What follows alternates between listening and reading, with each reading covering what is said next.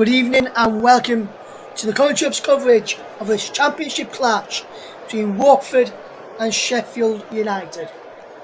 Is the clash that sees relegated Watford, relegated out of the Premier League last year, take on the Sheffield United side who missed out on promotion to the Premier League, losing in the playoffs to Nottingham Forest, who went up, beating Huddersfield in the playoff final. Huddersfield, you may have heard it on the country about the weekend, so their championship campaign with a defeat to recently relegated Burnley. Well, Sheffield United also go the same route and fall to relegated Watford. They're taking place at Vicarage Road, and we've got a man in situ ready for that game to bring you all the coverage. A very good evening to Mike as well, who has just tuned into us this evening. Hopefully you're doing okay, Mike, this evening.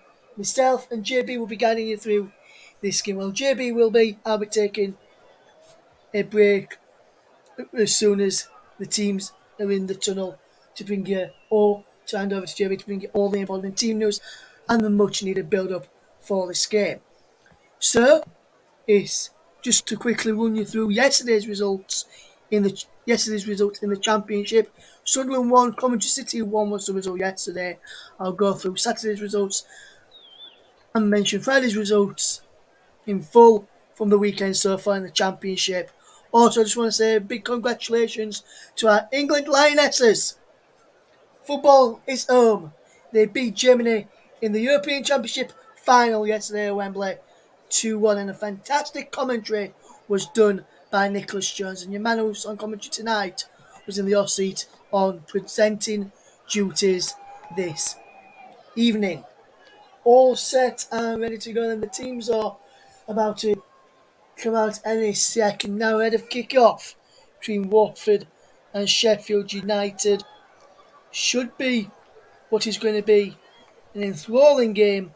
Hopefully plenty of goals in the action for us all to hear JB call. And Watford, just looking at the teams going across, similar sort of formation to what Sheffield United are playing in the end for Watford. Tonight should be a very good game. This one, and we're looking forward to giving you all the build-up to action when the game kicks off in a few minutes' time. Been listening to a bit of coverage from another channel elsewhere in the build-up to this game from a Sheffield United angle, and they're expecting Sheffield United to win. They said it's not really a surprise that Daniel Jemison is starting today for the Blades after impressing when he's been out on loan last season to Burton Albion. And Paul Leckie-Bottom been listening to some of his pre-match thoughts, and some good stuff was said from Paul Leckie-Bottom. The Sheffield United manager will be getting ready to hand over to JB very, very shortly for what is expected to be a very, very good match. You're listening to the Commentary coverage of the EFL Championship clash between Watford and Sheffield United. If you want to follow us and find out what's coming up on the channel, you can do so just on Twitter at Commentary Live 1. You can also visit the Facebook page, facebook.com/the Commentary Hub. And now with the teams in the tunnel ahead of kick-off, which is very much fast approaching, it's time for me to hand over to your match commentator. Welcome back to the channel on a commentary basis after delayed coverage of the weekends. He did a good job in that one, so we thought, let's put him on the live one tonight. It is Watford against Sheffield United, and he's in the company of John JB Stuttard. John, it's all yours. Thank you, Ross. And yes, I'm revved up for another season of live action with the TC Hub and everything else. As the teams come out the tunnel, it's a bit after the Lord Mayor's show, after what the Lionesses did last night, and I echo Ross in what he says about how the Lionesses did, and they were fantastic. And the team's getting a good reception from all sides of Vicarage Road. Watford now under new managership after the departure of Roy Hodgson. They've got Rob Edwards in charge, the ex-Forest Green manager and England under-16s. Won promotion with Forest Green last season. and he becomes the latest manager under the guidance of the Posso family, who have owned Watford for something like a dozen years and have probably gone through, I don't know, about 25 managers in that time since they sacked Sean Dyche when they first took over all those years ago. Paul Heckingbottom in charge of Sheffield United. So the two teams then for today's game, or tonight's game: Backman in goal, back three: Cabazelli, Cathcart and Siriota, Kamara, Cleverly, Kaibi and Seaman are midfield three, and we think Yao Pedro were playing behind the front two, which will be Emmanuel Dennis and Sarr. On the bench, Hamer, Nagia, Trust, Eong, Menage, Gosling, Aspiria and Bayo. They're the substitutes in the first squad picked by the new manager, Rob Edwards. Sheffield United with Brett Bodmingham in goal. And then it's a back three of Clark, John Egan and Edna Stevens. Then it's George Baldock, Colin Norwood, John Fleck and Norrington Davis. Sander Berg again will play in the number 10 role behind Jebison, or in front of just behind Jebison and Indai, who are the two centre forwards. Amaziah, Brewster, Sharp, Kadira, Lowe, Osborne and Gordon are the substitutes selected by Paul Heckingbottom. Well, it's another season of Championship football. All started at Burnley Huddersfield Burnley. Great win for Simpsons Company's Clarets, who I watched as a spectator the other night, and they were superb. There've been some terrific wins for out of the three demoted sides, one has won, one has lost. Norwich lost an ill-tempered game at Cardiff on Saturday. Burnley, of course, outplaying Huddersfield in every department the night before. And now it's down to Watford's new manager to see what his side can do. Practically most of the side that went down last season are still here this season. There was a lot of talk that maybe Ismail Assar or Emmanuel Dennis may have gone on to bigger Premier League clubs. But to be fair to Rob Edwards, he's kept hold of them to his internal credit.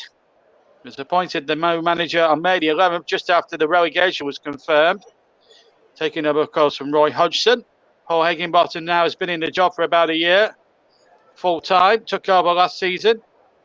Has got the third most points and two most wins in the Championship since appointment, and that's why Sheffield United are certainly in amongst the promotion candidates when talk of the possible promotion contenders was mooted at the start. I certainly have them as certain playoff contenders, and again, the same could be said for Watford, although you'd still expect them to be challenging for automatic promotion alongside the likes of Burnley and one or two others. As the Watford players are taking a knee, Sheffield United clapping rather than taking a knee, but it's all for the same cause, to promote the fact that there's no room for racism in any walk of life as well as football, and Sheffield United get their season underway away from home in the red and white stripes, both in traditional colours incidentally, both have dark shorts, but the difference is Watford are in their all yellow kit, all yellow shirts with white yellow stockings, and Sheffield United are in the red and white stripes, famous red and white stripes, black shorts, black stockings. Early touch there for Daniel Backman, who's the goalkeeper for Watford these days. No Ben Foster, he's been released by the club. There's a really nice channel on YouTube called The Cycling Goalkeeper. If you haven't seen it, check it out. It's actually quite good content on there. Promotion odds: Norwich are 64 on. Watford 7-4, Sheffield United 15-8, Burnley 2-1, Middlesbrough 94, and West Brom didn't get the odds there, but West Brom are up there too. So about 6 or 7 teams that have got a good chance maybe of promotion this season. Not quite full at Vicarage Road. There is a few empty seats in the stand away to my right, but there's a good following down from the Steel City back in Sheffield United this evening, and it'll be interesting to see how they go on as Norwood gets the ball forward. Down the line it goes. Number 36 holds that one up. That's Jebison, and Jebison gets it out again. Good start from Sheffield United. 3 points are crucial. Millwall and Hull are joint top with Burnley third. In fact, Blackburn won by a really good goal. I hate to say it from a Burnley fan's point of view, but Travis's goal against won the game for them on Saturday was an absolute cracker. Luton held against Birmingham. Norwich losing out at Cardiff in an ill-tempered game on Saturday. So it's all happened in the Championship this weekend. It's all been forgotten about quite rightly, because of the success of the Lionesses yesterday. So we'll just have to wait and see. But at the moment, the early exchanges have been played by Sheffield United, but Norwood has lost the ball. Here goes Ishmael, number 25, Emmanuel Dennis. He's a top player, scored some crucial goals for Watford, even though they went down last season, including an equaliser at Villa. Dennis hasn't kept it in by the byline as Watford broke down the right-hand channel, and the goal kick it is to Sheffield United, and whose goalkeeper Res Bobringham, formerly of Rangers, of course. Played up in Scotland for many, many years, mainly under Mark Warburton. When Stephen Gerrard took over, he decided on Alan McGregor replacing him, and Fotheringham had gone elsewhere. Started his career, Fotheringham, incidentally, at Swindon Town in terms of actual game time football, and has moved up the ranks and had a good spell at Rangers. And to play for a club as big as Rangers, and that's going to be the pinnacle of his career. No disrespect to any of the other clubs, including the one he plays for. Good ball down the that side. Now then, a real opportunity with Jebison if he can keep that in. There was only... he could. If George Baldock was making a run towards the right-hand side of the penalty box, if he'd have picked him out, he could have had a shot at Daniel Backman's goal. But at the moment, both teams, the tempo is picking up, but it is quite a warm evening here at Vicarage Road this evening, and it will actually make for quite to see how it'll be interesting to see how the tempo of the game actually plays out throughout the 90 minutes in terms of how this might go away. Here's Baldock again going down the right-hand side. It looks as if it's going to be an important. Again, like all games, it's going to be important that the first goal will be essential to both sides in terms of how the game may pan out. But Sheffield United, again, sticking to their attacking principles under the previous manager, Chrissy Wilder, and that stand them in good stead. It did them in good stead a few years ago when they got promoted, when they got out of League Two. Oh, here's Emmanuel Dennis dropping the shoulder nicely, putting the defender off the fence, and now they could get a chance here. It's Ishmael Assar inside the area. Shaw shoots with the left foot, and it's into the left-hand side netting, and a good purposeful counter-attack, and it was led by that man again, Emmanuel Dennis. And it's amazing, really. It's a wonder, really, that some of the bigger Premier League clubs haven't actually posted an interest on him, because I think if you give him a chance at somewhere like an Aston Villa or an Everton, for example, I think he would absolutely be a fan's favourite there. And he's certainly been a fan's favourite since he's been at Watford for the last year or so. As I said, he has scored a few important goals for them, even though it ended in relegation last season. But they, and I think there's somebody, I mean, you look at the promoted teams that have gone up, maybe Forest could have gone in after him. He is a player that can get you a good 10 goals a season at the top level of a league. Absolutely certainty, that's for sure. And here's number 8 on the ball now, Sander Berg. Berg now plays it into space, picks out Ollie Norwood. Oliver Norwood now, former Reading player, former Huddersfield player, 29 is Ndiaye. Back to Sander Berg again. Baldock's crossed into the penalty area again. They like to use the wingers going forward, Sheffield United. That's always been a feature of their play going back to the Chris Wilder days. And it's something that they've always been accustomed to. Those 2 years when they won promotion and then finished in the top 10 of the Premier League in that heavily disrupted season for COVID was a wonderment to the club and the way it was managed at the time by Wilder.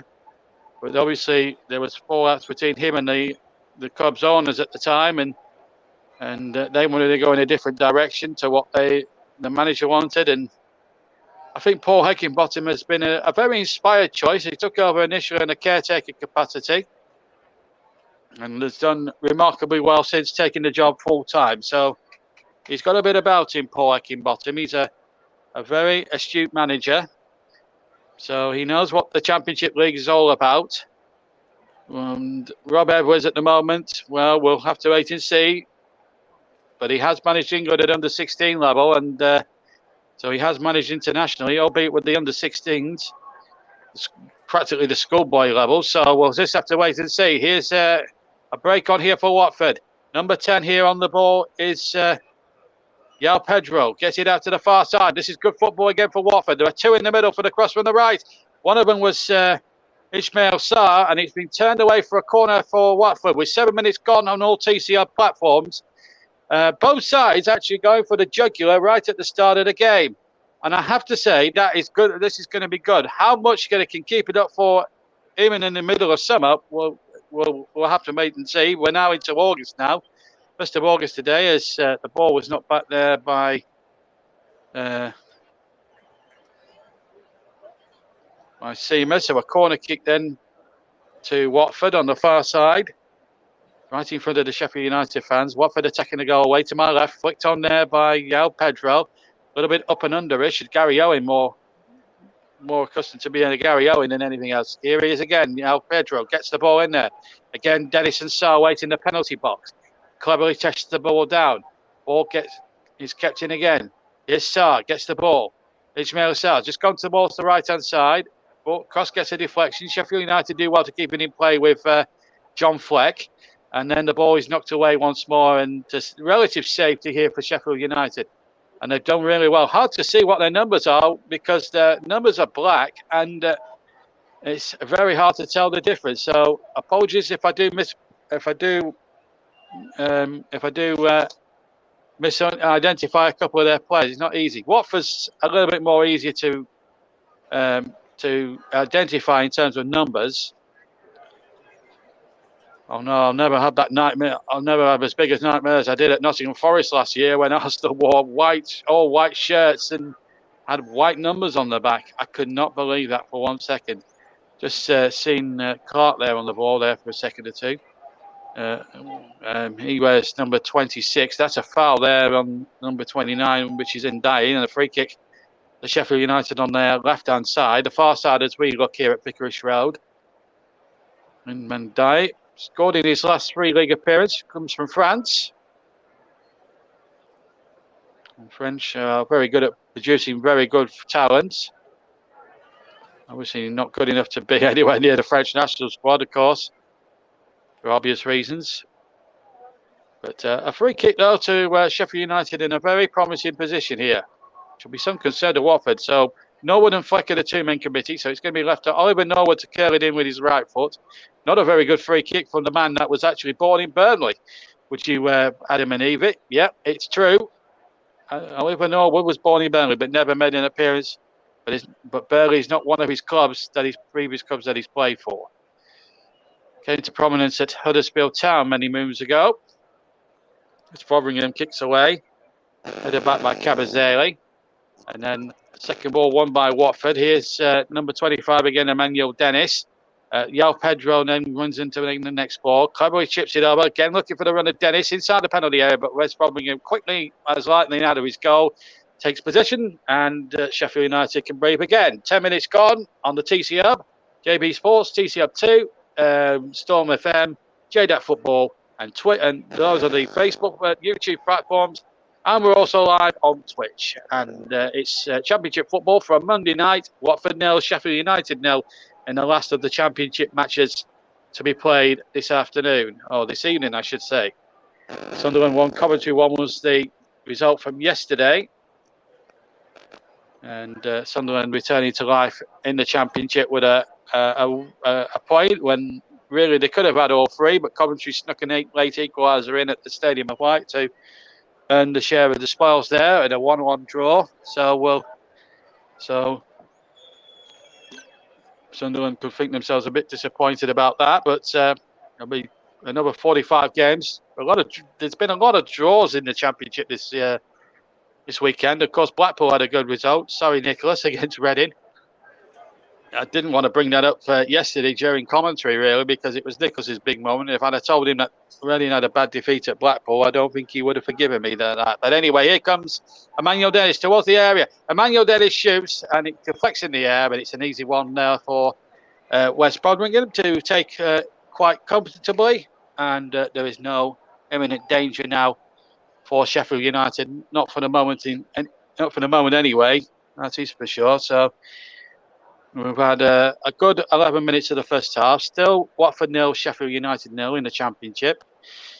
And of course, if you want to know, of course, the coverage tonight is, of course, as it is for every game that we'll cover this season, is supported by the Melon streaming app, which is our streaming partner for the season. Don't forget to check out their website, incidentally, at www.melonstreamingapp.com. And of course, we're also on Twitter. If you want to follow us, you'll get all the latest football news from Russ mainly, who breaks all the news to you. Russ, Mike, the two brains behind the Twitter feed, at Commentary Live 1. And of course, the player of the match is sponsored by Barry Swain, another brain behind this fantastic concept that we've got here at the TC Hub. Barry Swain's Commentary Services, for the second year running, are sponsoring our Supplementary Player of the Match Awards. So, big shout to the Commentary Services for supporting us, for supporting that part of the thing for the next year, for at least another year. So well done to them. As the ball is not forward, and Baldock makes a good break, and that's going to be out of play. That's going to run out of play for a goal kick to Watford. So the opening 13 minutes, it's been quite a joust. Just the one big opportunity that came to Emmanuel Dennis, whose left-footed shot went into the left hand of the side netting, the wrong side that is. And really, there's not been too much in the way of Daniel Bachmann or Wes Foderingham having to make a substantial save. But the midfield battle's been very interesting to watch. And Watford almost committing defensive suicide there, but they're getting away to Tom Cleverly. Just about Cabazelli gets it forward. And Watford just in a little bit of a pickle there. KMB now for Watford. Finds Emmanuel Dennis, touches it back by him, and it's Craig Cathcart, the former Blackpool man. And there's a player down there, and it's Emmanuel Dennis. And referee Josh Smith from Peterborough has booked Clark. Josh Smith, the referee, has booked Clark. In fact, I didn't get the chance to go through the officials with you. So the referee, just for the record, the referee is Joshua Smith. He comes from Peterborough, so that's not too far down the road, Cambridgeshire. Two assistants are Matt Jones and Akil Howson, and Gavin Ward's the fourth official. So Kieran Clark, the former Newcastle man, into the referee's notebook. A foul there on Emmanuel Dennis. Said it was a silly foul, really. And it's given Watford a real opportunity now from this free kick. But they've decided to go backwards and able to try and go forwards, if you like. Both teams, as I say, just as Russ and I have been saying, are both matched up in formation. So 3-4-5, 3-4-1-2, or you could just say 3-5-2, whichever type of formation you want to use in a lot of respects. But they are playing with both sides are playing with a number 10 in behind their double strike forces, respective strike forces. So, and they could possibly do a fourth. Some of them could do a 3-4-3 as well, because the number 10 could actually act as a third striker. Anyway, here's number 29 Ndiaye running towards the area. The Frenchman, he's overhit the pass, and it's out of play for a goal kick. And that was a really good opportunity there for Sheffield United. And I think Ndiaye, when he looks back at the replay of that again, he would have thought twice. And he just needed to get his head up. I think he was he was asking him up there, his strike partner, Jebison, there. There was Jebison was not even in a 10-yard radius of that ball where it was just trickling out of play. That was just a bit of inexperience as Bachmann clears, gives it a big boot, 3/4 of the way down the field. It's still in possession for Sheffield United, and then the ball not back to West Foderingham from Kieran Clark. Now Baldock looking to get forward again at every conceivable opportunity. Still 0-0 if you've just joined us on all TCR platforms. It's still 0 as Bachmann takes the ball, or rather Foderingham takes the ball from an Emmanuel Dennis shot. Baldock just getting into a little bit of problem there, and just knocking the ball back. And it was Emmanuel Dennis here teeing it up there, and in the end it was Cabazelli teeing it up, not Cabazelli, Sarr teeing up for Emmanuel Dennis, and a goal kick has been given. And it's still 0-0 on all TCR platforms as we go into the 17th minute of the first half here at Vicarage Road, here on all the TCR networks, on YouTube and of course on Twitch. And good evening to all you Twitch listeners who are tuning into our coverage today. And of course you can open the chat. The chat facility is open. We'll try and read a few out in the break of play. Please keep your comments clean. And two, we saw a lot of self-promotion yesterday during the I'm sad to say, during the Women's Euro final for a dating website, I hope and pray that we don't get any of that. Because A, you won't get it read out, and B, there are moderators on, and they will ban you from it. So there we are. Match stats: 3 on target, 3 for Watford, none for Sheffield United, 1 on target for Watford. That was the scuffed effort from Emmanuel Dennis. Throwing now to Sheffield United, midway inside the Watford half. 0-0 if you've just joined us. Emmanuel Dennis has wasted the best opportunity where he shot left-footed into the left-hand side netting. But apart from that, not really much to write home about, apart from a very good intrinsic midfield battle. And referee Mr. Smith wants a word with Ndai there. Just a free kick, I think, has been awarded there to Watford. Josh Smith, a young lad from Peterborough. Not a referee that I've encountered in 7 years of commentary, so he must be one of the newer breed of referees. Daniel Backman to take the free kick then. Can you give this one a bit of backman Turner overdrive? Oh, have we not seen nothing yet? Anyway, goal kick comes in, headed away. It's not a good free kick, really. Didn't give it the backman Turner override, really. And it's something that we haven't seen too much of. As Watford get possession once again. Here's Craig Cathcart. Started his career as a youngster at Old Trafford, and then he went to Blackpool, who it has to be said, he really excelled in his time there under Ian Holloway, and then he's gone from there to Watford, and he's done really well. Mike Arnhem, Russ says none on JDAC football. Okay, we assumed it was on JDAC football. I definitely assumed it isn't. So let me just rejig the YouTube stuff then. So on YouTube, the participating channels are the TC Hub itself, TC Hub 2, which is Russ's channel, Storm Affair, which is Mike's, JB Sports, which is my channel, and those are the YouTube platforms, the participating YouTube platforms that the commentary hub feeds will be transmitted this season. And we're also transmitting on Twitch. We're not on Periscope anymore, and we're not on actually Twitter anymore. But we do have a Twitter handle for all the latest football news that Russ will supply you every day.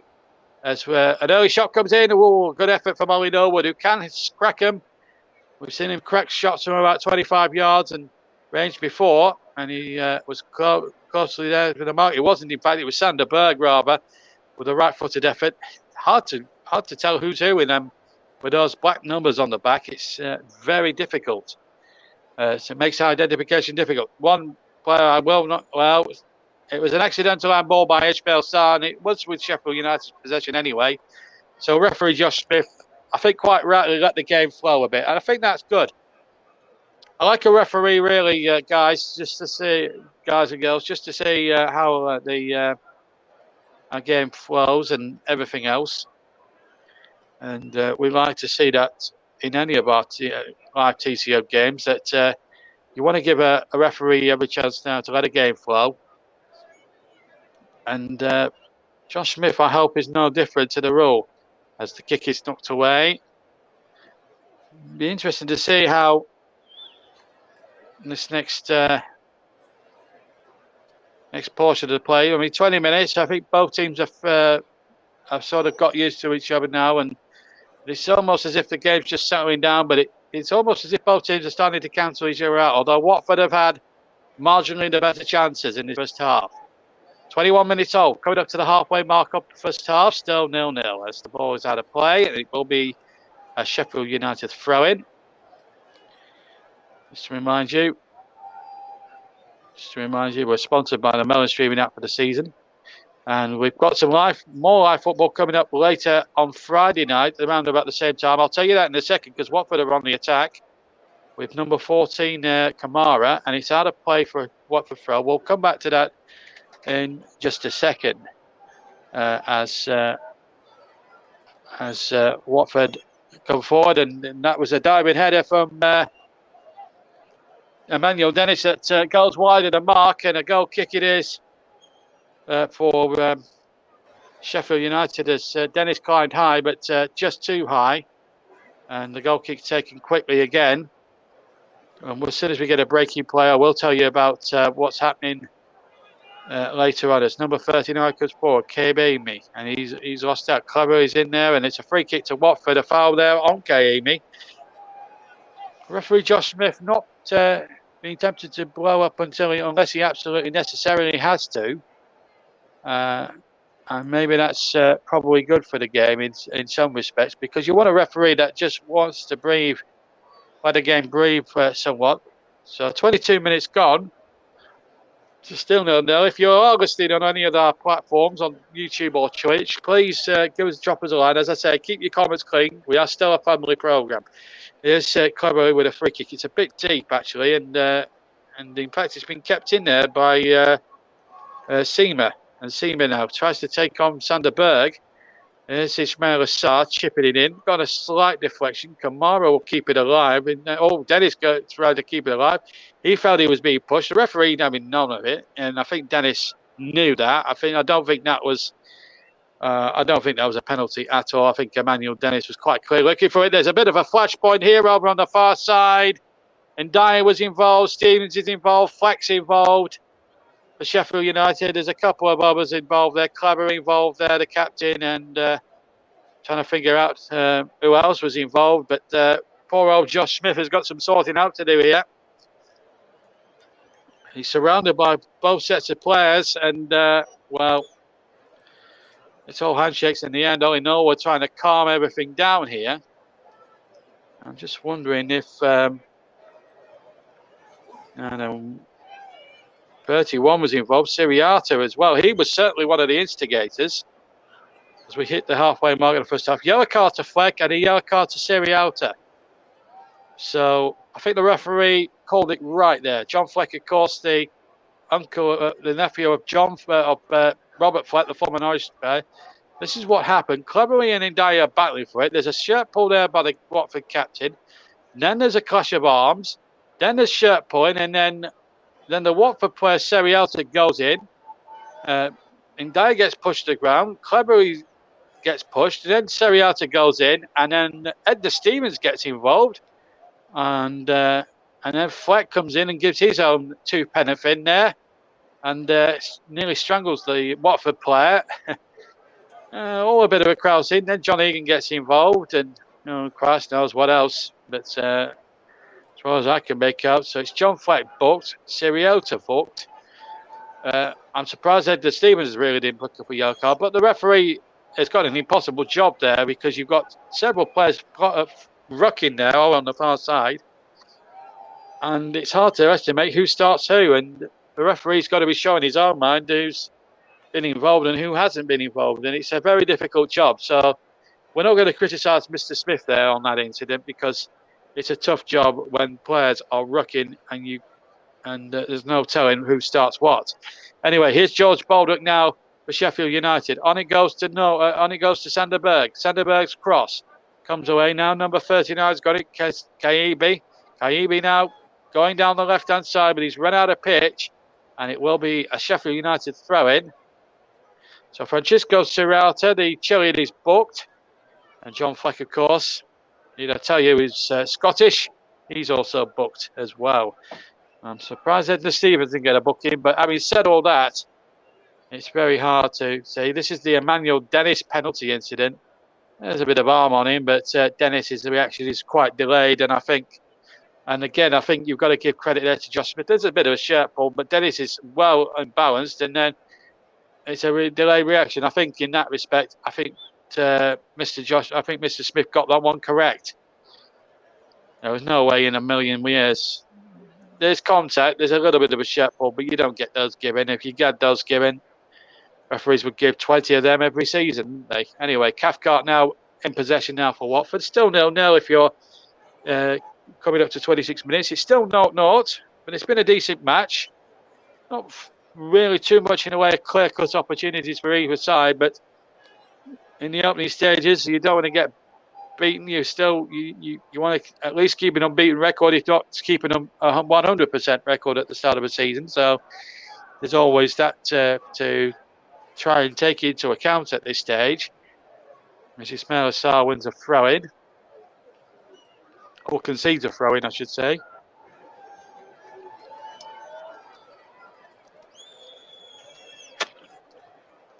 But the game now starting to get a little bit bitty.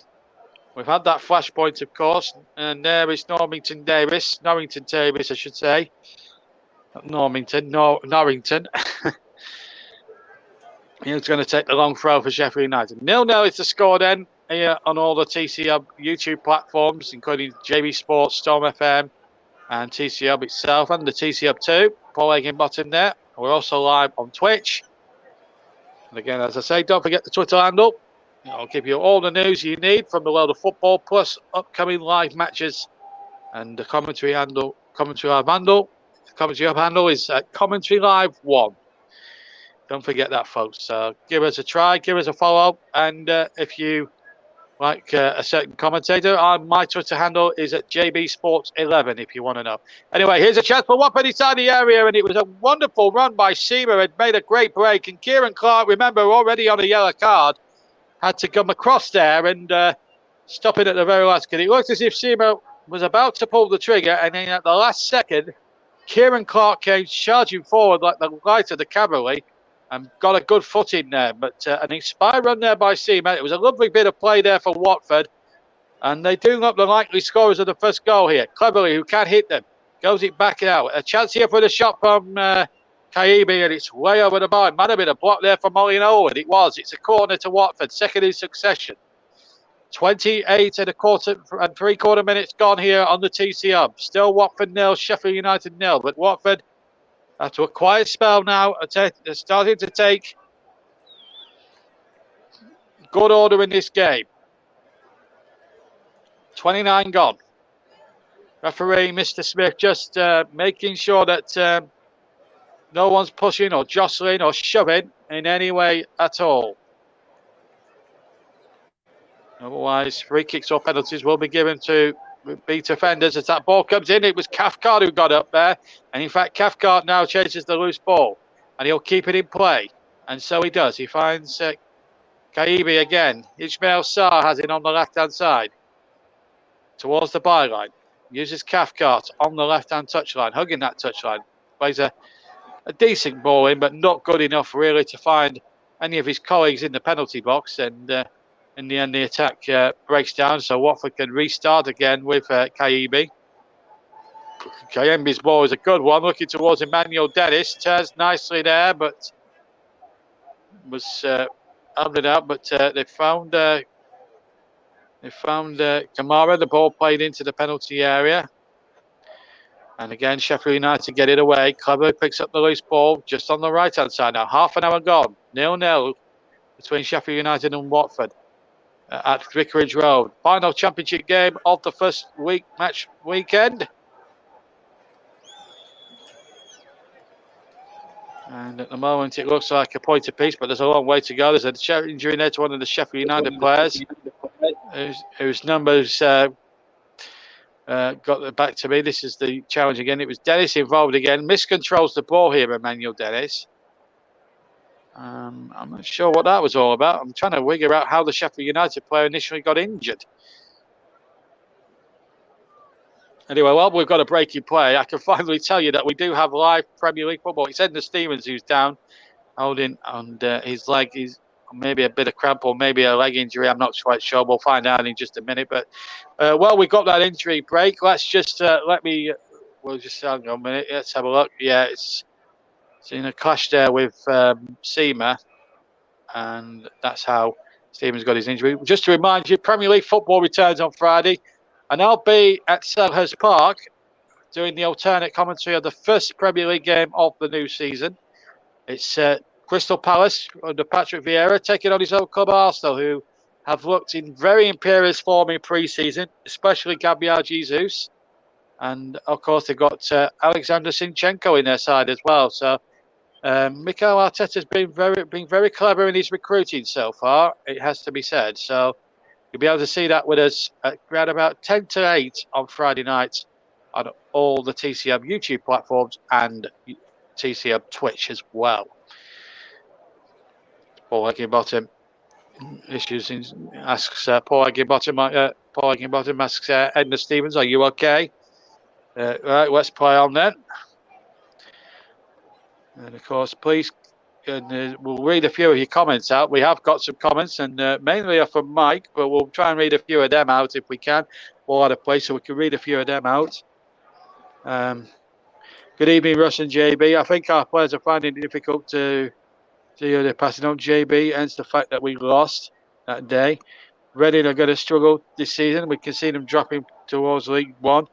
Josh Smith was promoted to the EFL in 2005 and a referee in 2021. So a young referee, but I think he's having a fantastic game so far, I must say. Comes through the University of Sheffield, Bedfordshire in Luton. And if you don't like the commentator, then your handle is Media Journal. That's Media_Journal, incidentally. I won't... I've been often accused of getting Russ's Twitter handle wrong many times. Certainly last season when we were going there. I don't know what Mike says off and Stephen at Stevenage Gooner, if you want to follow Mike. And a couple of other commentators you might want to, a couple of our commentary team who you may well hear from later in the year. But we'll come back to that in a second because we've got a break on here for Sheffield United. And Watford deal with that one okay. No problem at all. Ball out of play. Yeah, at Trevor Sports 90 he's one of our commentators, mainly for FA Cup football. And of course, we've got Chris Whiteman, who's one of our co-commentators at Casual Chris 1994. And Nicholas Jones, if you want to check his Twitter handle out, his Twitter handle is at Nick Life is cool. Yes, Nick Life is cool. Some of these Twitter handles you read out sometimes are just unbelievably brilliantly funny and just baffles the mind or boggles the mind. Anyway, 0-0 if you're watching. You haven't missed anything significant while I was having a giggle about Twitter handles. And the ball knocked away once more. Still 0-0. And it's been a highly competitive first half in terms of good football, but we might get a chance on here for Sheffield United. Oh, this inside the area, good effort. Oh, straight at Daniel Backman. Good effort there from. I'm just trying to work out who it was. I think it was Ndiaye, who had the shot, and he hit it straight at the goalkeeper. Big opportunity wasted there for Sheffield United there, and that was their first shot on target.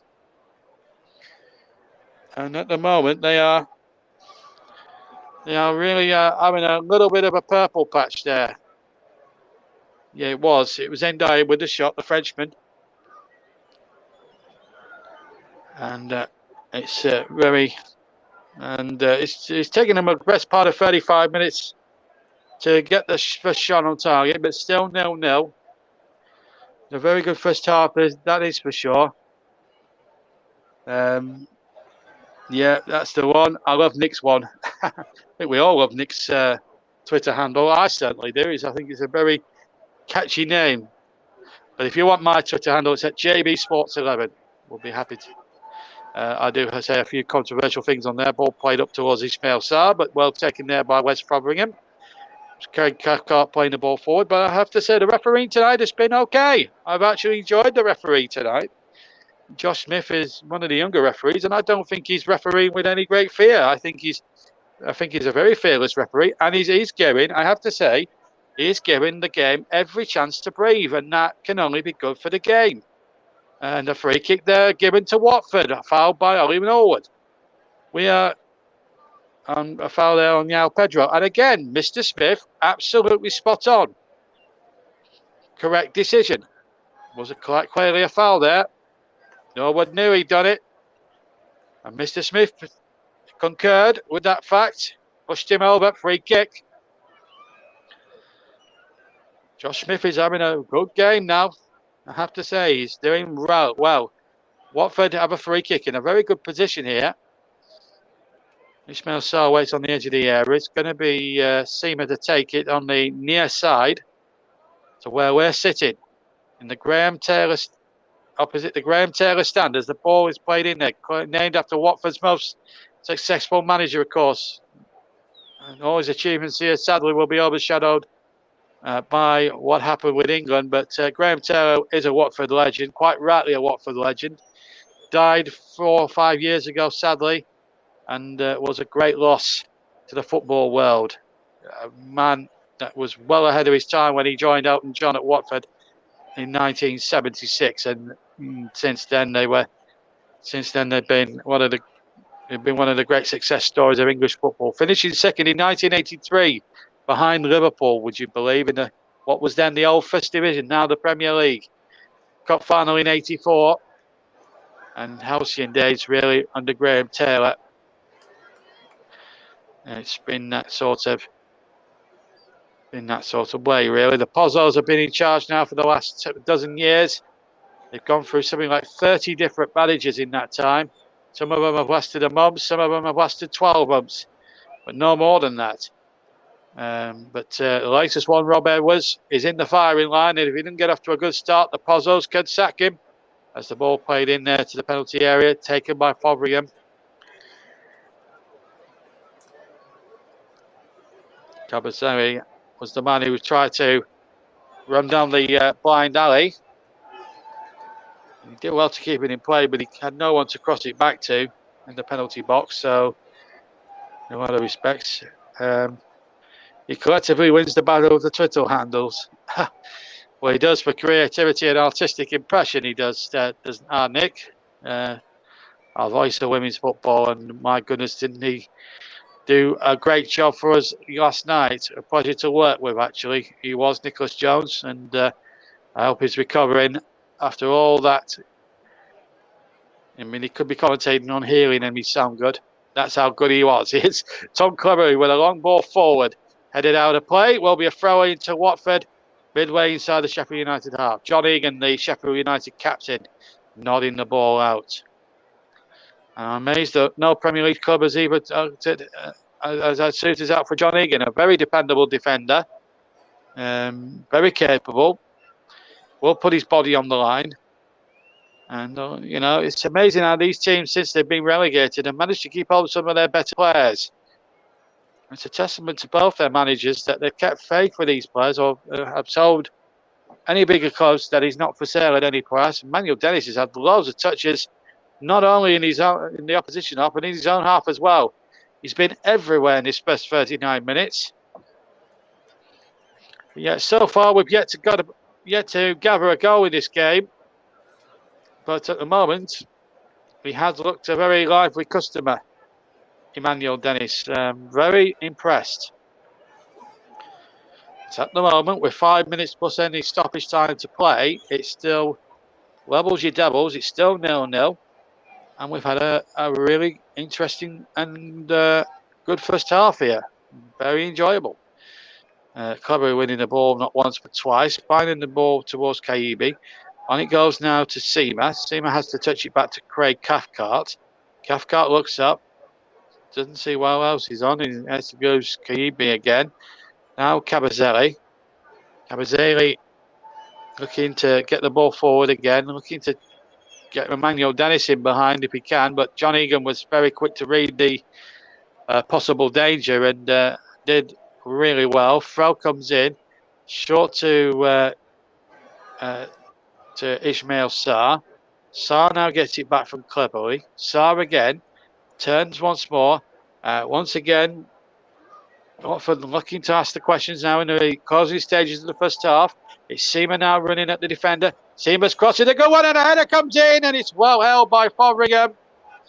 I thought for a moment that had just crept into the back of the net, but it wasn't. It was a good save by Wes Fotheringham, diving away to his left-hand side, and it was... I'm just trying to work out who it was. It was Yao Pedro with the header. It was a good header, but Fotheringham flung himself away to his left-hand side and made an excellent save and put the ball out of the air whilst doing so. That on both fronts made the save that wee bit more better. It must be said. No handball was the use of the chest there by the Watford defender, which was Siriauta. And unfortunately, we've had a blockage of some person that I'm not even going to say who it was, but he's probably promoted somebody else, somebody else's YouTube channel or a betting firm or whatever. Can we not have those on, please? It's a Google. I mean, we as moderators and we at the TCO are sick and tired of this. Google need to be on top of their game with this. You know, you have been warned. Any potential spammer on YouTube, please, on any of our YouTube platforms, please don't even try it, because you will be barred and you'll never appear again. And it's a Google problem, not our problem. And it's been our problem because Google will not cut these ridiculous people out. And this is why online is such a dodgy place sometimes. Right, anyway, 2 minutes to half time. Watford have certainly shaded the first half for me if it ends goalless. Well, they've had the chances. Sheffield United have looked a little bit disjointed, but they've had a good chance through Ndai. But at the same time, Dennis has had a chance, and Yao Pedro's had a chance as well. But Seema there, this was the Yao Pedro chance. Seema's cross was it's a good bullet header, but again, the goalkeeper flung himself to his left and caught the ball magnificently, actually, it has to be said.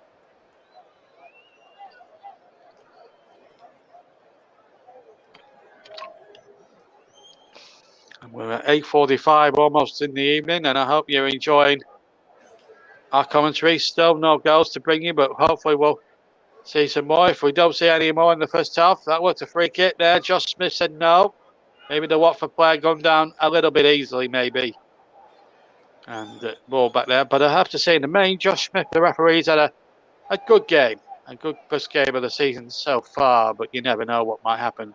But handled himself well. He's had that flashpoint to deal with amongst all the other things. So, yeah, he's done pretty well, really. Still Watford nil, Sheffield United nil.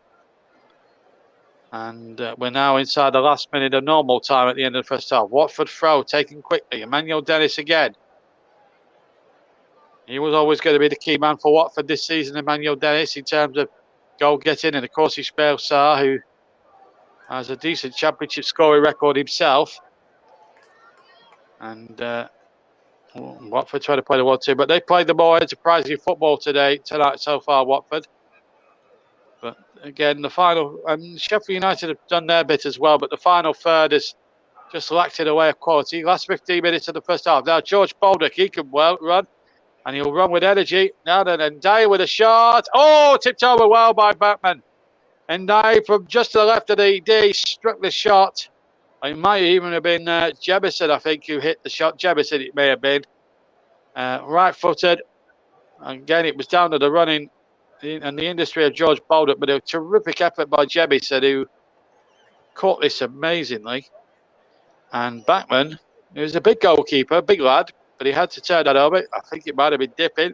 Backman couldn't be sure the Austrian keeper, and it's a corner. We're into 2 added minutes, from which we've had half a minute of the first of those 2 minutes. Sheffield United corner. Can they smash and grab one right at the end of the first half? Definitely against the run of the play, and they have been a bit of a battle there with Danny Backman. So we've got 1 minute and 10 of the 2 added to go. Here comes the corner. And it goes towards the penalty area. Up go the heads, and the ball is cleared, but there was, I think, infringement inside the area, presumably by a Sheffield United player. And presumably it was Ndai who was singled out as being penalised by referee Josh Smith from Peterborough, and it's a free kick to Watford. And I think Josh Smith was actually spot on. No complaints from any of the Sheffield United players, to be fair. So he had a fine game so far, Josh Smith, it's got to be said. Whatever he's tried to do with a good deal of common sense. And if he sees the odd over-the-top challenge, he'll stand for no nonsense.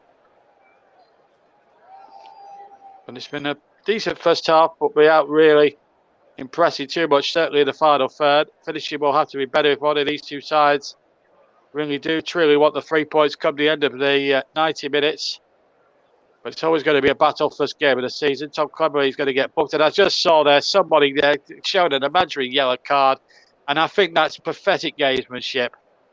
Let the referee the game as he sees fit. And it was in day. He was calling for an imaginary yellow card. Now, why do players always try to do the referee's job and get fellow professionals in the book? I've never understood those traits in a footballer's makeup. I've never understood it. Sheffield United free kick. It was a free kick. Header one, but it's over the top on the roof of the net. That should be that for the first half. It was John Egan's header at the far right-hand post. So Rob Edwards and Paul Higginbotham maybe have both got some work to do, really. Watford have been the better side. They've certainly created the more clearer cut of the opportunities without really impressing enough in the final third, both sides. So I think things can only get better in the first half, in the second half, but it's been a decent watch by all means. It's just both teams have lacked maybe a little bit of cutting edge in the final third. Maybe a bit after the Lord Mayor show, after yesterday, quite frankly, but we'll soon see how the second half will pan out. But here at Vicarage Road in the Championship, live on the TC Hub, it's Watford 0, Sheffield United 0 at half-time. I'm back to Russ Burden for half-time. Thank you very much there to JB John Stuttard for his excellent commentary in that first half. Yet to see a goal then in the Championship clash between Watford and Sheffield United. While we're at half time, I'll just run you through the other scores which took place in the EFL Championship this weekend. On Friday night, first and foremost, go all the way back to Friday night. And he finished Huddersfield Town 0, Burnley 1. Ian Matson with the goal on 18 minutes. Mike Arneman and Luke Turton were your commentators for that game here on the commentary hub. On Saturday then we had a few matches which saw Blackburn Rovers 1, QPR 0, Blackpool 1, Reading 0, Cardiff City 1, Norwich City 0, Hull City 2, Bristol City 1, and the first goal for Hull City was not a penalty and the referee was conned. In my opinion anyway. Go and check it out for yourself. Luton Town 0, Birmingham City 0. Millwall 2, Stoke City 0. A game which I was at on Saturday afternoon, finished Rotherham United 1, Swansea City 1, Wigan Athletic 0, Preston North End 0, and Middlesbrough 1, West Bromwich Albion 1. On Sunday in the Championship, just to tell you about, which I mentioned earlier on in the programme, if you're just tuning in, Sunderland 1, Coventry City 1 was a result from earlier in the weekend. So this is the final game of the weekend in the Championship. But while we're at half time in the Championship, let's turn our attentions away from the Championship moment, shall we? And bring you some news which came in 4 hours ago while we were off air.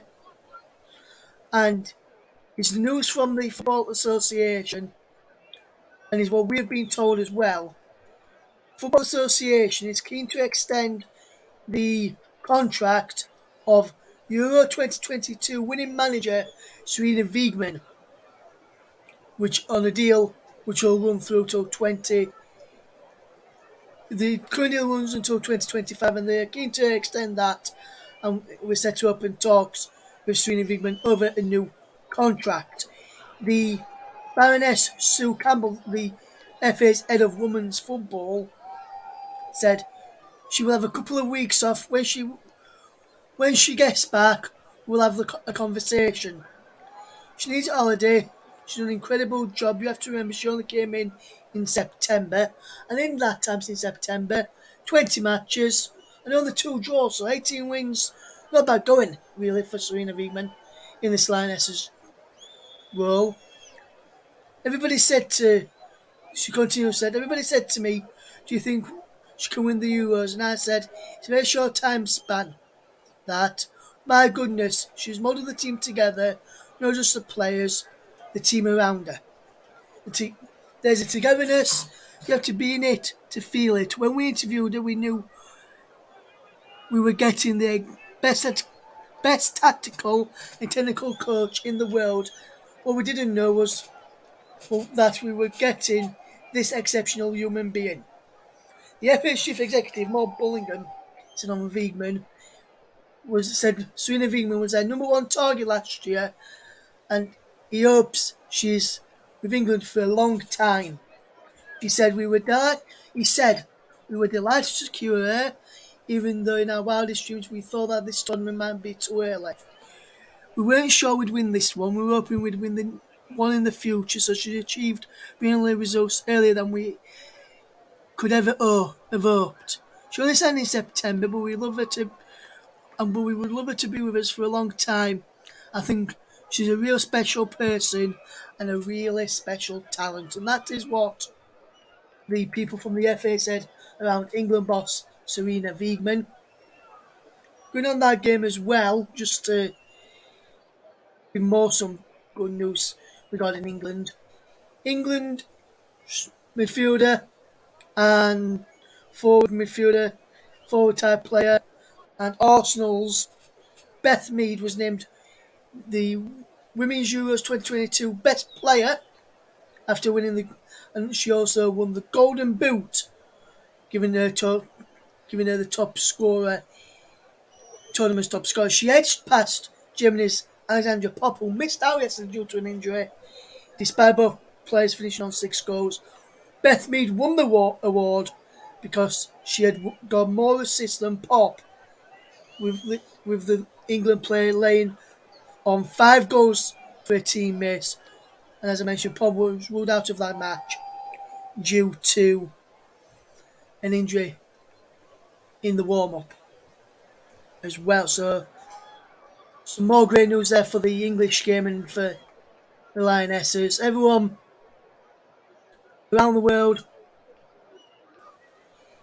would have probably never thought this would be happening this early on, especially after what Phil Neville did when he was in charge of the Lionesses. But the way Serena Wiegman has turned it around, it has been nothing but exceptional. Even Her Majesty the Queen was one of the led tribute to the England side. In a statement, she called the England Euro 2022 winners an inspiration. She said, "My warmest congratulations and those of my family go to you all on winning the European Women's Championships.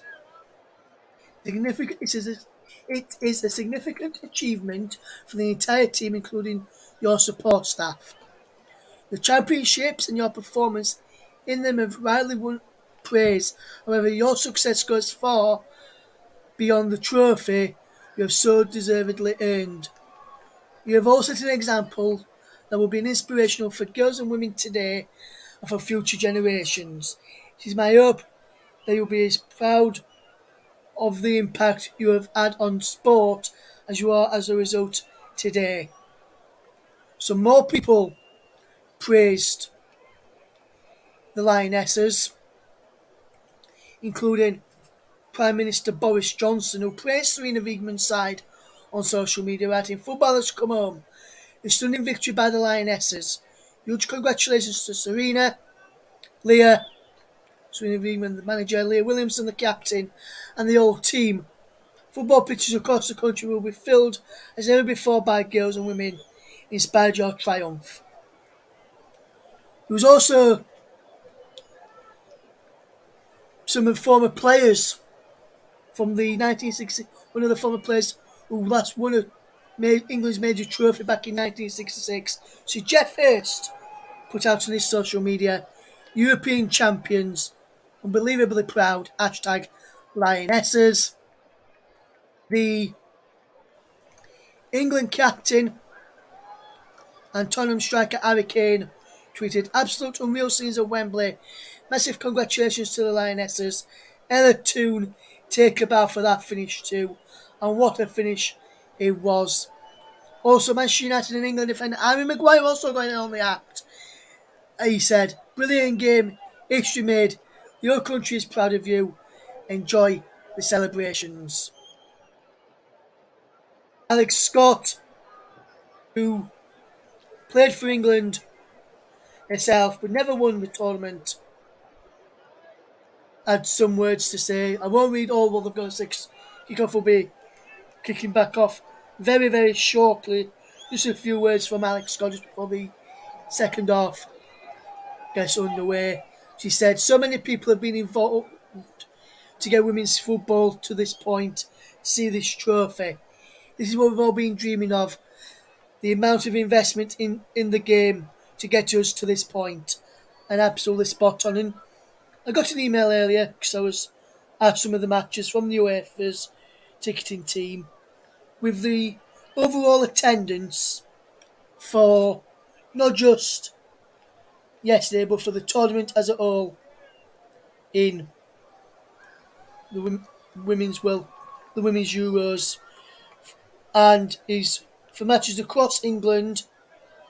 And before I tell you the attendance, I will tell you it's the most attended women's Euros in history. So I just want to say well done to everyone who went, including myself, to the matches. And in attendance for the entire matches, before I give the attendance out, JB, if you've not seen it, my friend, what is your guess for the overall attendance for all of the matches in the Euros? If you're there, JB, Sorry, I am here. Sorry. what is your guess Yeah, I'm for the here. overall? What is your guess for the overall attendances for the women's Euros matches across England? If you've not seen it already, I'd probably say about. Oh, I'd probably say about around about 190,000. That is an extraordinary, wild guess in the dark, I guess. well, JB, I can tell you that you are wrong. I thought I The, was. the overall attendance for the women's Euros 2022 matches across England, 574,875. It is the most attended women's Euros in history. Well, I knew that it was the most attended one because I only based it on being 200,000 because of the some of the stadiums that were used. I think there has been a lot of controversy over it being played at Manchester City's smaller women's smaller pitch, and then there's the fact that we had a rugby league ground. But there was, the criticism lies in the fact that no Midlands club or no North East club have hosted any of the games, which is a real shame, really, for them because they might have wanted to come and see some quality women's football. Said all that though, it's been an amazing tournament, and I think the standard of football has been good. As I said last night, it was just unbelievable. But tonight, it feels like it's a little bit after the Lord Mayor's show, and it's no disrespect to Watford and Sheffield United. It just hasn't had any intensity to it, but we can only hope for a good second half. Yes, and I was listening to Alex Scott on the television coverage of the women's Euros after the game day, being probably some of the reasons why there were no matches in the North East or some of the bigger teams, so to speak, so likes of Sunderland, Middlesbrough, Newcastle, teams like that, or even teams in the Premier League, so likes of Arsenal, Chelsea, teams like that, was that some of the teams, when they were first put to them about hosting a match for the Women's Euros, some of the teams turned around and said no, they didn't want to host a tournament. And but fair play to those who did host a match in the tournament. And I just want to say, I'd still question the fact that Milton Keynes, with no real football in history, hosted those games. I'm sorry, but I just feel that I might keep banging on about this drum, but Milton Keynes has no real football history. They ripped off Wimbledon, the old Wimbledon, and that's the reason why I don't really take too much of the MK Dons phenomenon, because to me they're not a proper football club. They're a franchise, and they shouldn't have even had anything to do with the tournament. Personal opinion. yes, and one final thing as we get ready to go back for the second half between Watford and Sheffield United. Just want to say a big congratulations to Rotherham United and the groundsman there dear fellows, a friend of mine, after the ACL New York Stadium was voted the pitch of the tournament, the best ground to host a match. And if you've ever seen that pitch, no matter what's being played on it, the pitch, or no matter what weather, the pitch is always in immaculate condition. As always, Oh, we saw it. immaculate. We saw it. I saw it on the Championship highlights the other night on ITV4, and I've got to say, it did look a very good pitch. Not as good a standard as. You just have to bear with me for a couple of minutes. I won't be a minute.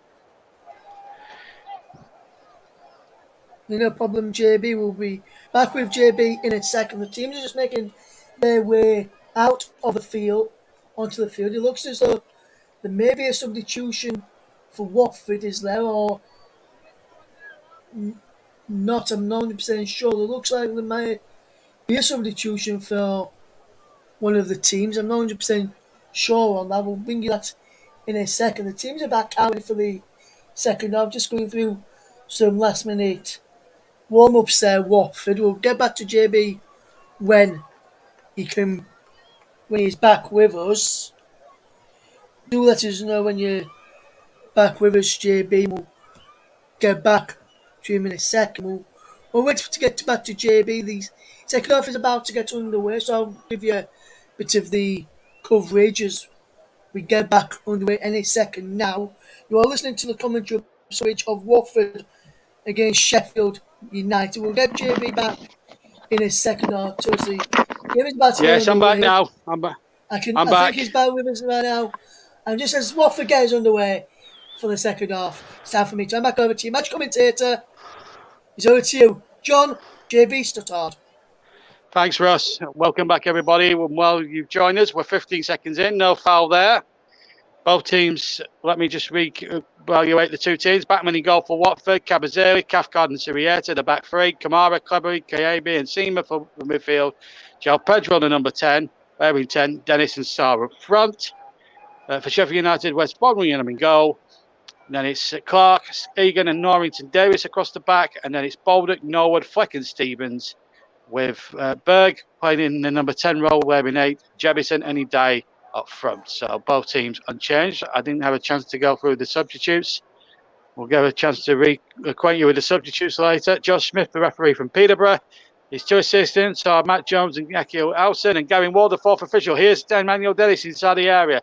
Hammered out again, and it's hooked out for a throw into Watford midway inside the Sheffield United half. So let me just run through the substitutes. For Watford, Hamer, Ngakia, Toast, Ngong, Manaj, Gosling, Asprilia and Bayo. We'll talk you through the substitutes for Sheffield United in a second. There's Watford go on a break, but it's out of play. It will be a Watford throw-in. And it's number 14 there with the throw. Kamara playing the ball into the area. Cleverly battles with it. Kamara will reach it again.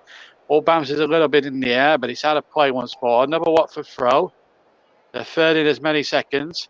Here's Kamara again. Hassan Kamara, to give him his full name. He wears Hassan K on the back of his shirt as the ball is spreaded in there by Cleverly. Former England international, and belted away, and Cathcart can get it back to his keeper. So Lowe, Brewster, Sharp, Kadira, Osborne, Gordon and Azamaya are the Sheffield United substitutes, just to remind you of those. So I think we're all reacquainted with everybody and all the body counts are there. So we're all up and running in this second half. Let's hope we can have some goals in this second half, for which has now been playing for about 2 minutes. And we've certainly had our money's worth. Hopefully we'll get our money's worth in this second half. But absolutely certain here. As day turns to dusk, and it's got a little bit cooler as well, which might help the tempo of the game somewhat now. And Watford and Sheffield United, it wasn't a bad first half by any means. It just lacked both teams just lacked a little bit of cutting edge in front of goal. Nervousness of the first game. That's a foul there by the number 10, which is João Pedro. I have to say, Josh Smith, the referee from Peterborough, has had a good first half. Did have a good first half. It was a foul there on Head and Stevens. And a yellow card being brandished there. And I think he's not standing for any nonsense, Mr. Smith. I've got to be perfectly honest. Let's see what he actually did wrong. And, well, in fact, Stevens bundled him, and then in retaliation took out Stevens. So, yeah, very lucky boy there to be on a booking, because on another day, a more stricter referee may have been very tempted to brandish the red one. But Mr. Smith saw it fit to just book him at that point. So maybe that was the right decision. Free kick to Watford, to Sheffield United rather. Taken by Norrington Davis. Knocked in towards the area, but knocked away again. Norrington Davis with a bit of work to do, but Pedro's got the better of him. And then another potential foul there, given this time against John Egan by referee Mr. Smith. And now both sides are now surrounding the referee now. I feel sorry for Josh Smith here in this mistake, being constantly surrounded by players when he gives a decision. And it doesn't matter whether he gives a good or a bad decision. He's always been surrounded by players, and I wish players would not do that. We saw that bit of petulance from Ndai when he got one of the Watford players booked earlier on in the game. At the end of the first half, I think it might have been Tom Clever who got the booking. Just showing an imaginary yellow card. Why can't we just eliminate all that ridiculous gamesmanship from the game? Let the referee at the base, then ask questions later. Here's Clever with a free kick into the penalty area and knocked away once more. And try to give the referees a bit more of a benefit of the doubt. Fleck now battling the ball. He's been beaten on the far side, but he's been beaten illegally by Seamer, who's furious now. And I could understand the player's frustration, but the referee's got no choice in this instance. He's clearly pulled back Fleck. What else is the referee supposed to do? Just let the game carry on? That's a foul. Seamer knows what he's done wrong, and he's trying to protest his innocence quite wrongly. Just accept the decision and play on. Simple. Seems a bit wound up by that one, but the referee was right. Free kick. Taken by West Birmingham. The ball out of play. Watford attacking the end where the Sheffield United fans are, and Sheffield United going to our right. Or Sheffield United are going to our left. Watford to our right. Sorry, we'll get that confusion mixed up for you now. Here's Seamer now. It was frustrated not to have a free kick given against him. Here he comes again. Still 0-0. Seamer again. Running as his man. Can he tee up a cross? Cross deflects. It will be a corner kick to Watford. Just needs to settle down this game. It's just getting a bit bitty. There's a few flash points, and we had one in the first half, which we saw 2 bookings. And there was one of them who was involved, Siriata, and he's forward for the back, along with Craig Cathcart. We've had 6.5 minutes of the second half almost, and can we get a goal here for one of these two teams? Right on the goalkeeper there, Sanderberg there, trying to hold off Ishmael Sarr. It's going to be difficult there with him right on the line. Corner came in from the far side from Seamer, but it's stuck away. Seamer might get the second opportunity or the second bite of the cherry. Clever trying to help him out on that left-hand side, and it's Watford throw. A level with the 18-yard box. Clever taking it quickly to Yao Pedro, and ball's been lost by Pedro, and now. But then Sarr wins the ball back and won it back very well. Cabazeli now. Still 0-0. 52 minutes gone here on all TCL platforms, YouTube and Twitch. The YouTube channels are as follows: TCL, TCL2, JB Sports and Storm FM. And of course we're on the Twitch, TCL Twitch channel. And these are all what the commentary speeds are being transmitted on all this season. Nice to have you all with us tonight.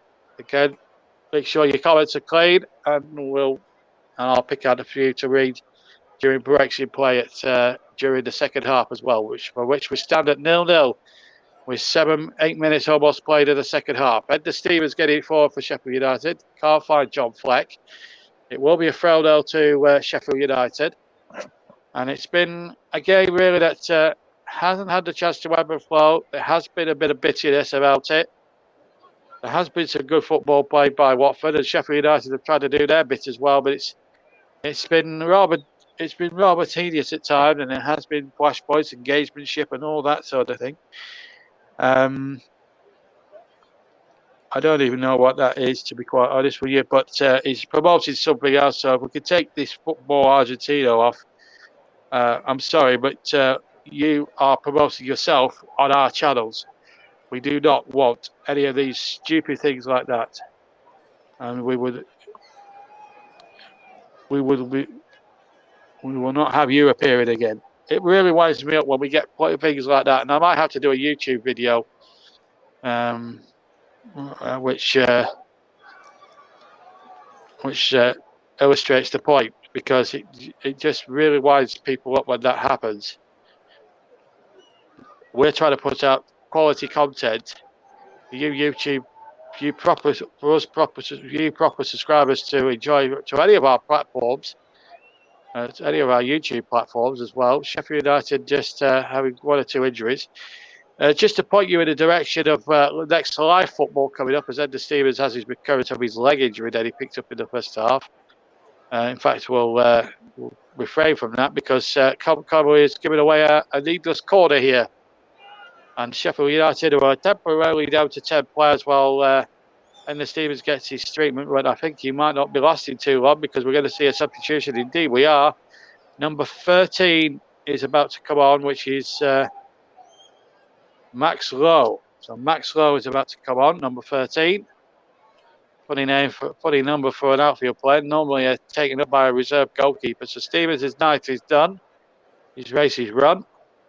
And Max Lowe is now on in his place. Possibly like for like. Anyway, corner kick now. Ollie Norwood to take from the near side. Has to go to the edge of the area. Referee got him flex way a touch. And now this could be probably where Sheffield United is short-handed. Watford have got a break here. It's 3-on-3 for a second. Here's Ismail Sarr into the area. Plays it in there. Showing a goal for Emmanuel Dennis. Yes, it is. Oh, what a great move. It was João Pedro, in fact, finished it off. Not Emmanuel Dennis, but it's Watford in front. Oh, it was a lightning fast attack. And Watford may... Well, I've got the referee to thank there, because Sheffield United had a corner. It didn't quite work out because he got in flex way. It came to nothing, and then Watford 3 against 3 at the back. It came to Sarr inside the area, ball played across, and João Pedro finished it off. And there's a very... Well, let's see if the referee first of all got in the way here. Well, hard to say really, but then Watford really worked this well. It was behind everybody, and then I think Dennis played the ball on, and Sarr looked actually offside on the first phase. Pedro certainly wasn't on the second phase. Sheffield, well, that would have been an interesting one if VAR had got involved, but with no VAR, thank goodness, so we can have these talking points until the cows come home, can't we? Good finish though. 1-0 to Watford. 56 minutes gone, and maybe Rob Edwards is time maybe coming his way. He did wonders at Forest Green Rovers, winning the League 2 title last year. He's come to Watford there. There was a wrestling match while all that was going on as well. But Sarr looks offside to me. I'd like to see the line there, but the TV won't allow me to see the lines. But he's certainly offside in that first phase, wasn't he? But Pedro certainly wasn't. Has 2 goals in his last 3 games when going back to last season in the Premier League. And Watford are in front. And I apologise for calling the goal scorer wrong. I did thought it was Emmanuel Dennis, but it wasn't. It was João Pedro. 1-0 then to Watford. Early season ring rustiness. I'll get better as the season goes on. You mark my words. It's always difficult when you're trying to commentate as the ball knocked in there once more. And the volley comes in from Kamara, which right-footed, that goes into the stand. But Watford now with their tails very much up at the moment. João Pedro there almost teeing up a goal that time. Over Fotheringham's part. Goal kick then. And now Paul Higginbottom with... and I think he got a yellow card for speaking out of turn. I think he's trying to say that A, the referee got in the way of our corner, and B, Sarr may have been offside. So that's my that's my wild guess, I think. I think I'm more closer with those wild guesses than I was at half time with the Women's Euros total crowd. 500,000 for them. What a great tournament that has been for women's football and the worldwide women's game as well. But we're into men's football now, and it's 1-0 to Watford in the Championship. And it's a goal scored by Pedro on 56 minutes. Paul Higginbottom has been booked. They're taking too much out of turn, although in a lot of respects he may just have a point. We'll see. And that is a body blow to Sheffield United in a lot of respects. And it's a double whammy because they've lost Edna Stevens not long before that. But wait a minute. Here's a chance now for an equaliser potential for Sheffield United. That's a poor ball in there from Max Lowe, and he knows he needs to do better than that. He's only been on the field about a matter of minutes, but even so, when he's in that position and he's not really being tracked by anybody, one would have said, get your head up, cross it in. Unfortunately, he didn't do that, and it's gone behind.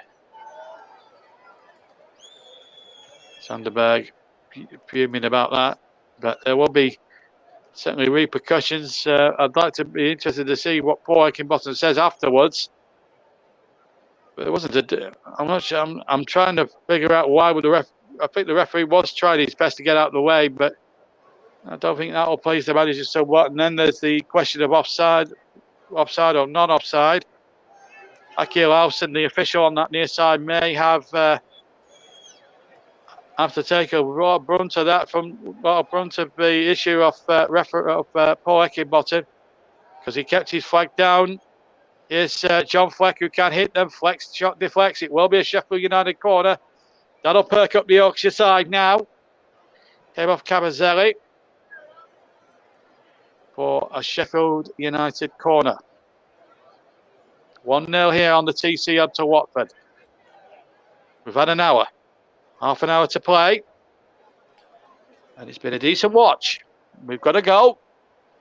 And I've got up my record. Still no goals.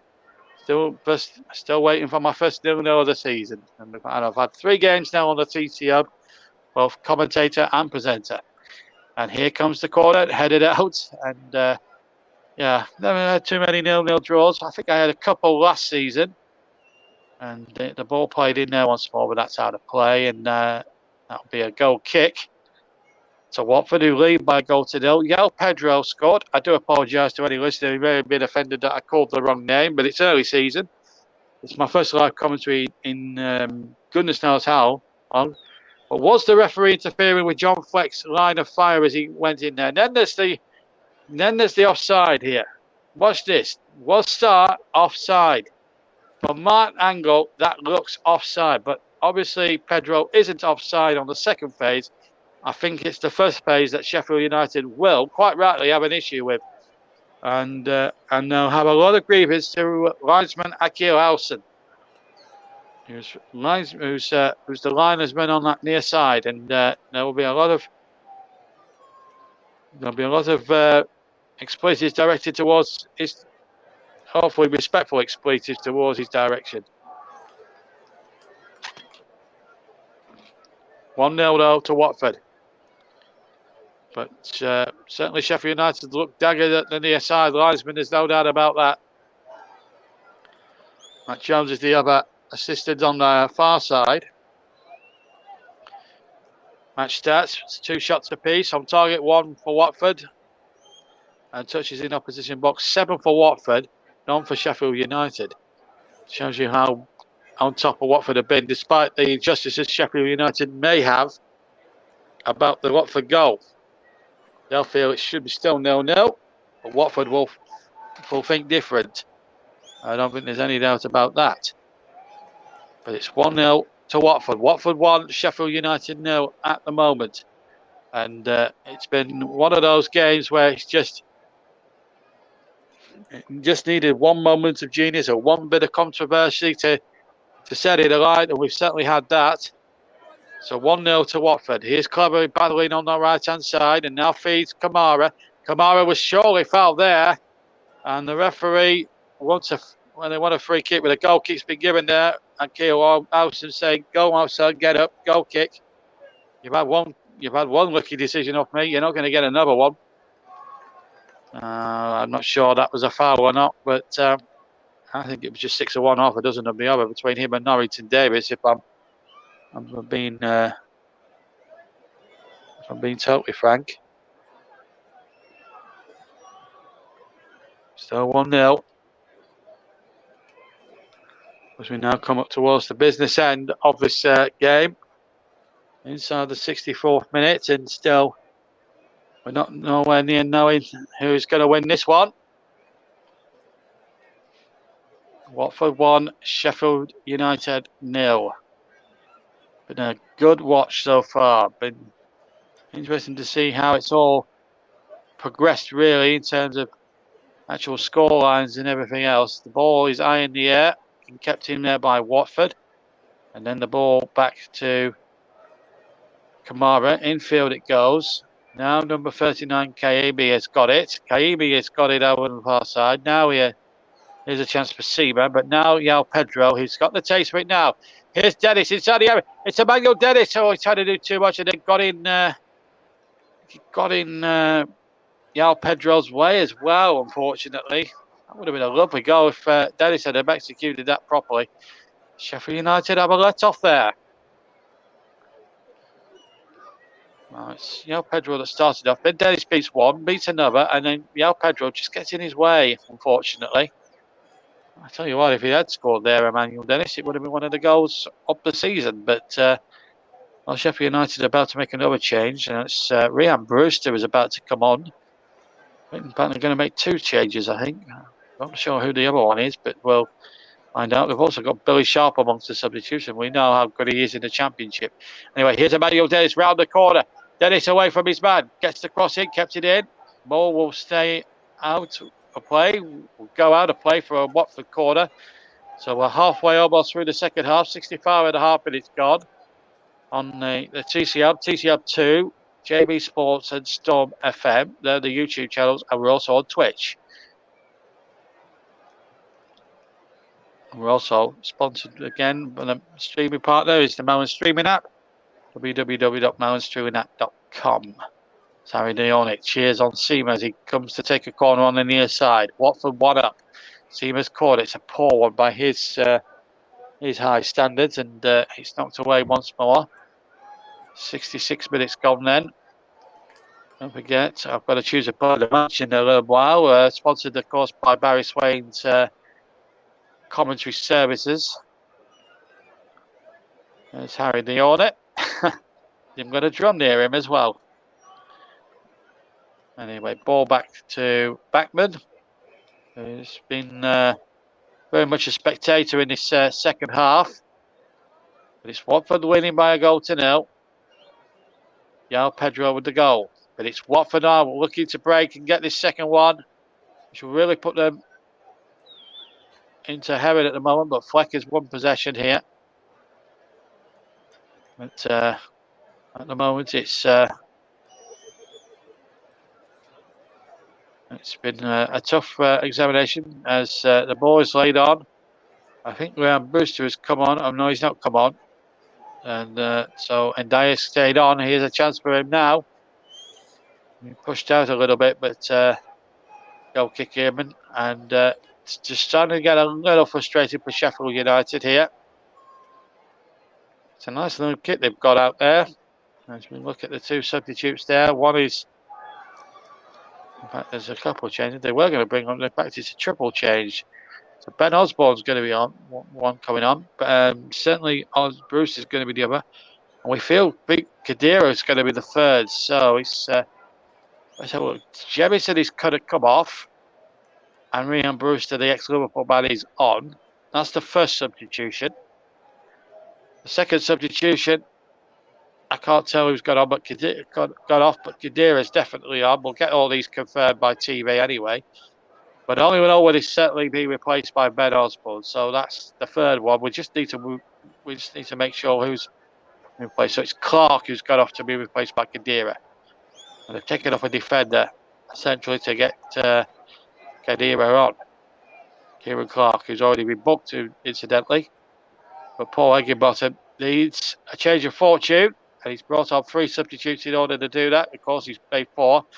All teams these days, under the new EFL rules, can actually make up to 5 substitutions now at any one time. Right, the 90 minutes under the new ruling. Of course, that's also going to be established in the Premier League when that kicks off on Friday night. And we'll have that first game for you as well. We'll have Crystal Palace against Arsenal at Selhurst Park, and that'll be with me. And we'll be on the same time, about 10 to 8, on all the TCM platforms and TCM Twitch as well, as Kadira makes a good early dash and he then gets the ball out there towards the far side. Low infield once again. Kadira takes possession. Kadira looking to take on his man, but it's back with John Fleck. Fleck found the corner. And the ball breaks for Watford this time. From memory, I've not used the substitute yet. At the moment, Rob Edwards, who hasn't used the sub, is on course for victory. There's still 20 minutes to go. And anything can still happen in that time, plus any injury times. I'm still glancing out towards the 2 benches. Obviously, the Sheffield United have used 4 of their 5, and I don't think Watford have made 1 change yet. Not from memory, anyway. So Watford 1, Sheffield United 0 is the score. The header is 1, and the ball is back in play again, and it's Sheffield United on the ball.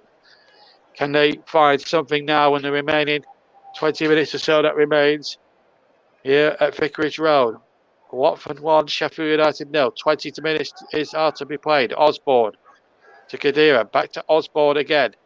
Looking to pick out Kadira once more. Ball being played down the left-hand channel. Still 1-0 to Watford. We are Sheffield United are perilously running out of time here. Ball back across again to John Fleck. Ball knocked over the top once more. Still 1-0 to Sheffield United. It's been really tough so far. Now the ball played towards Emmanuel Dennis. He's up against 3 Sheffield United defenders. And he's going to have to work a miracle to keep hold of the ball here. And hold it up and hold it up and hold it up. And he has done terrifically well. Here's Tom Clevery. He's been remarkably brilliant all game long. It's all about game management for Watford. Can they get that second one now, make it absolute? Yao Pedro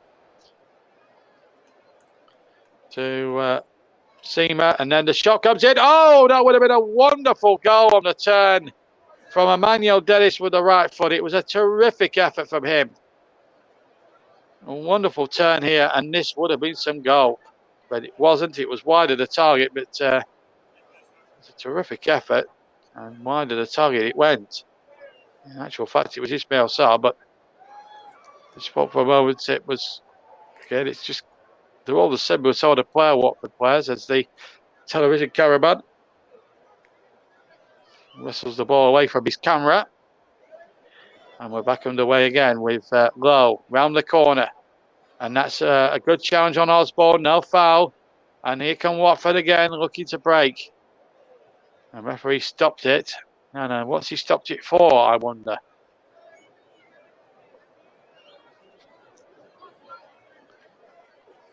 I've no idea what he stopped it for, but I just wonder if he's been alerted to something here. We'll just have to wait and see, but the signs are that Watford... the signs are here that there could be something happening there, that's for sure. So Watford leading by a goal to 0. I wonder if the ball's popped. I've just wondered if the ball has popped.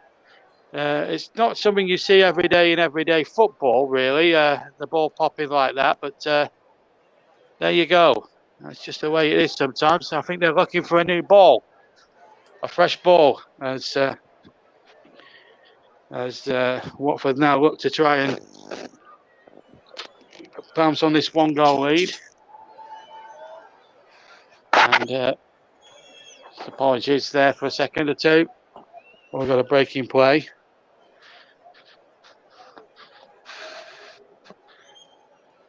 And now the ball back in play once more. We should have a new ball in play as we look there at Rob Edwards. Well, at the moment, his team are on the way to a winning start to life back in the Championship, to a season in the Premier League. Still looking for a spare ball. Or is it a drop ball? Anyway, we're not sure what all that was all about, but I think we found a new ball, have we? I'm not quite sure. Someone needs to enlighten me about this. But I'm sure it was a new ball. But anyway, well, that was a mysterious stoppage there. It must have been for a replacement ball. It had to be. But anyway, well, the ball is with Backman from, and we're back underway again. So strange to say the least. But there we go. That's just the modern day football for you. And it's just the way sometimes it goes in the grand scheme of things. Watford are winning by 1-0. And that's the one statistic that you really do need to know here on the TC Hub. If you've joined us late, João Pedro scored the goal about 10 minutes into the second half. It gives Watford that 1-0 cushion. And Paul Eckenbonny was but for his protestations. There was a talking point, was Ismail Sarr or offside in the build-up to that goal? It looked offside to me, but the linesman Akil Hobson kept the flag down, and the goal was given. So it would have been interesting if we had VAR in the Championship, but let's talk about it being implemented in the Football League next season. Not this season, obviously, but there is massive talk about it. But I think to have VAR in the Football Leagues, logistically, you've got to get about 20 cameras into every stadium, and we haven't got the technology really. We've got the technology a lot in this country, but you don't have many outside broadcast trucks who can actually do a live feed of around about 90, 80, 60 games around the country. It's just not possible with communications these days, and when there's been a small nation, it's very difficult. And I think that's one of the reasons why VAR will never be introduced in Leagues 1 and 2, that's for sure. Definitely, possibly Championship level, but not Leagues 1 or 2. Good body up by the referee, incidentally, and now Watford with Seaman now have a chance here on the left-hand side. Infield to Cleverley. Might even hit it, the former England man. No, he uses Ismail Sarr. Sarr runs at his man. Sarr into the penalty area.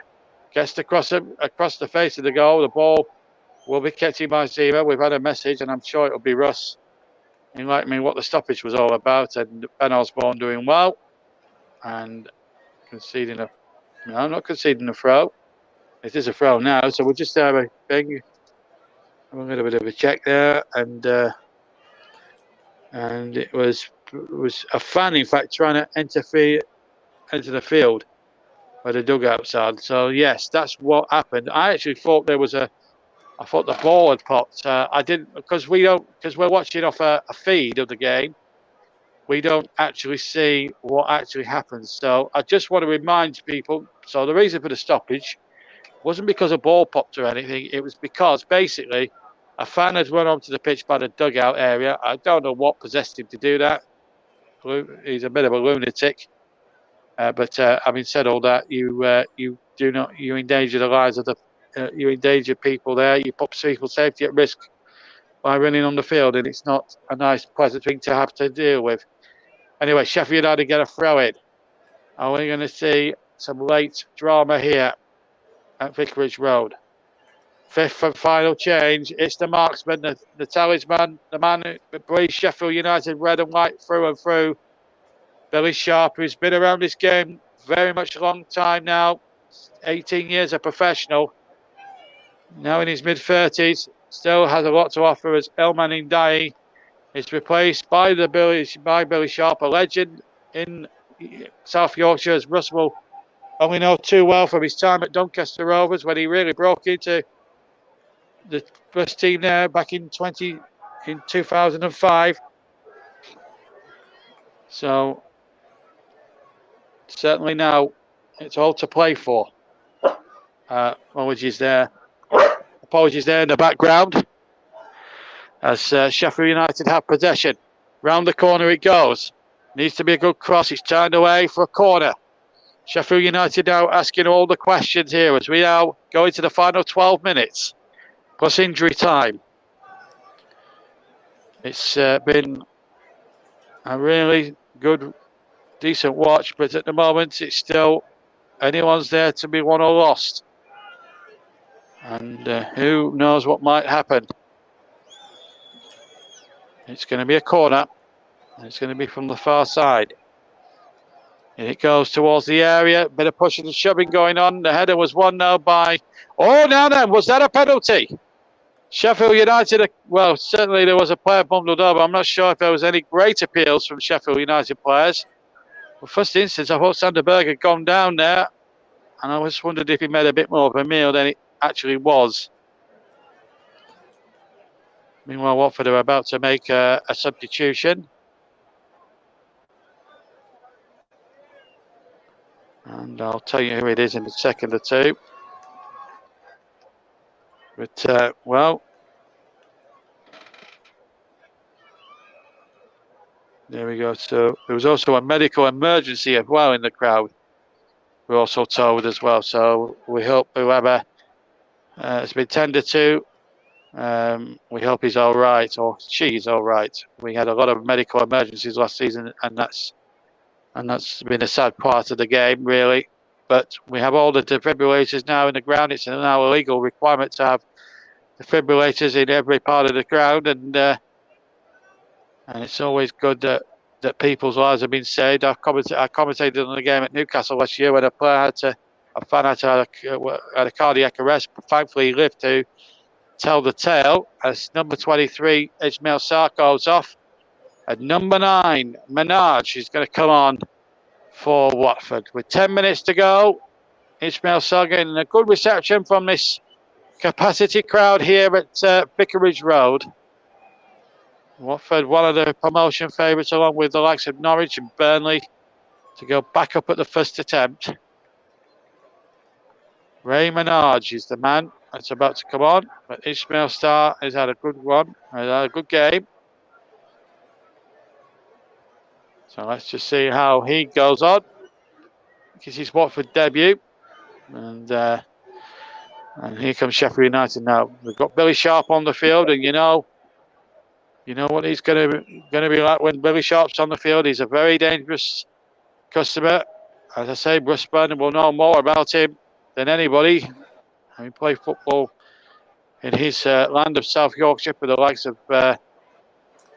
of Sheffield United, and before that Doncaster Rovers for many, many years. That's a foul surely on there on Kadira by Kaibi, and a free kick to Sheffield United. The medical is an update from Russ, the producer, on the medical emergency. There was a medical emergency that happened in the Sheffield United end, and again, like me, Russ wishes everyone to be that the supporter is all right. And I think we echo all that on the TCM, so we all hope he's going to be okay. So just to confirm, the medical emergency was in the Sheffield United end. There's a free kick for Sheffield United coming in, header one, and it's just wide. From the far side of the 6-yard area, it was John Egan's header. And they won't get many more chances from that from now till the end, I'm sure. But that's a free header. And wide of Danny Batman's goal. Egan got up there, was virtually unmarked as he headed it. But just didn't have enough curl to curl it in amongst the far post and doubled the count for Sheffield United in terms of scoreline.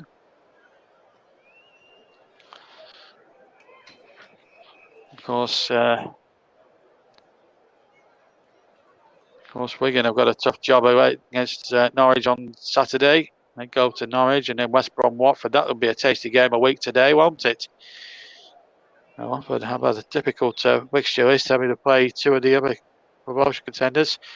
Wigan got a good point against Preston North End, but they'll have a work cut out showing against Dean Smith Norwich on Saturday. Burnley are at home to Luton. That'll be another tasty game as well. So plenty of decent games to start the Championship off. for absolutely sure. Anyway, here comes Sheffield United again with Norrington Davis. Norrington Davis gets the possession again. Good running by Norrington Davis. Has he taken it too far? No, he hasn't. He's got the cross in. He's found only Daniel Backlund, who takes the ball nicely and calmly. And good running there from Norrington Davis. First touch was a little bit heavy, made the crossing a little bit more difficult rather than different. And in the end, it's easy take for Danny Backlund. Next live football on the TC Hub and JB Sports and Storm FM and TC Hub 2. And the commentary hub itself and Twitch is Premier League action on a Friday night. I'll be in the commentary box as we bring you alternate commentary of Crystal Palace against Arsenal and London Derby to start us off, just like last season. And again, involving Arsenal as the away team as they take on Patrick Vieira, their old Arsenal colleague. So that'll be 7:50 in the evening on all the TCR platforms and stations. Meanwhile, 1-0 to Watford in the Championship.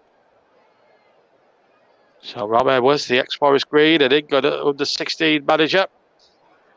Also like getting his first win as Watford's boss. That'll please the Posso family. I'm not sure if they're there in the crowd tonight, but I'm sure they'll be watching somewhere, because the EFL is very much a very well transmitted league around the world. The biggest second-tier league in the world. As Watford comes search of another goal here. Shot comes in. Oh, that's a good effort from Menage with his left foot. It was a good save from Forrest, having to throw himself to his left-hand side as he looked at it. Menage got it onto his left foot. Maybe it was too straightforward for the goalkeeper. Held on to it well. Had to fling himself, as I say, to his left-hand side. 5 minutes to go then in the Championship. Watford 1, Sheffield United 0. Looks like Watford are going to start life back in the Championship with a win. But you never discount Sheffield United at their peril. Remember, a year ago, they lost 1-0 at home to Birmingham in their first game back in the Championship after relegation from the Premier League. So, well, they may well start, but they came back, recovered, got to the playoffs and missed out in the end to Nottingham Forest. They're losing on that dramatic semi-final, you may remember, on a penalty shootout. And the ball kicked long. We start their campaign away from home this weekend. And Steve Cooper's men have made significant inroads in the transfer market. Meanwhile, there's a Watford substitution going on. And now substitutions are starting to happen thick and fast. And Yao Pedro, whose goal might well settle it, came in the 56th minute. There will be question marks as to whether Ismail Sarr was in an offside position in the build-up, but not them two will care. Celebrated with Harry the Hornet there, the mascot. In fact, Yao Pedro had the second most touches in the game. Ridiculous statistic, really. I don't know where these TV lads get there. Dan Gosling, the ex-Everton player, is now on, and Newcastle as well. I don't know where these TV boys get all these statistics from, but they must be saddos. Football's an entertainment. Statistics are just a little spice there. You can throw in a couple of statistics during the commentary and stuff, as John Egan lies still on his watch is injured. So we're still got a breaking play. But the statistics side of it, it's just boring and tedious. I think these stats people need to get a life. And just enjoy the football. Enjoy what the game's actually worth. Who's bothered about statistics? The very dedicated followers of football. That's how John Egan hurt himself. It was in a collision with Menage.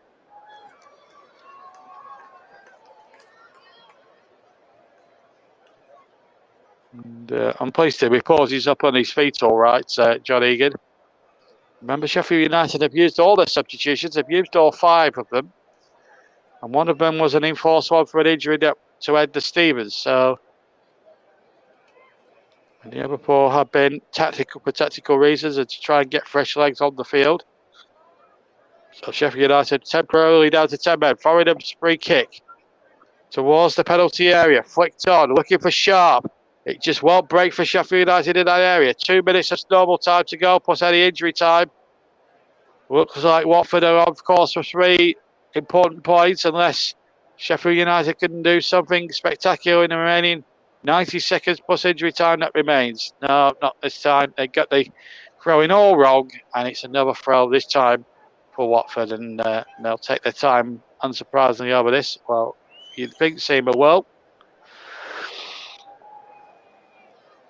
Well, visit for Craig Cathcart, but Rob Edwards, good result for him.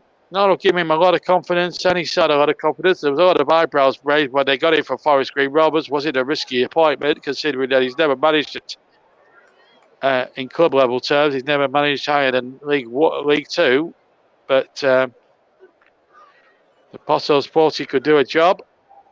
And, well, at the moment, so far so good. The honeymoon period is up and running so far, unless Sheffield United can find a goal from somewhere now in the remaining minutes. Can Kadira find something? Here's John Fleck. Kadira on the overlap. They need something now, surely. Kadira does really well to shake off the defenders and then plays an awful ball. And Sheffield United lose possession. 30 seconds of normal time to play. Still 1-0 to Watford as the ball is spread forward again. That's how the play. It will be a throw to Watford. So 15 seconds of normal time left, and I doubt we'll get confirmation from Gavin Ward, the fourth official, to see how long they will be at the end. And in fact, I better choose a player of the match. I'm going to choose, with 6 added minutes anyway, so there's still time left for Sheffield United. I'm going to choose a player of the match. It's very difficult for me to say, but I have to say, I must admit, I think if you're looking for midfield creators, I have to say, well, just break off for a second or two. Here's Emmanuel Dennis, who keeps that one in, but it's lost there, and Sheffield United come away with the ball. I will pick a player of the match in a second or two. Don't worry, folks. I haven't forgotten. It's just that the game has ebbed and flowed with so many talking points that we haven't had a chance to look at it now.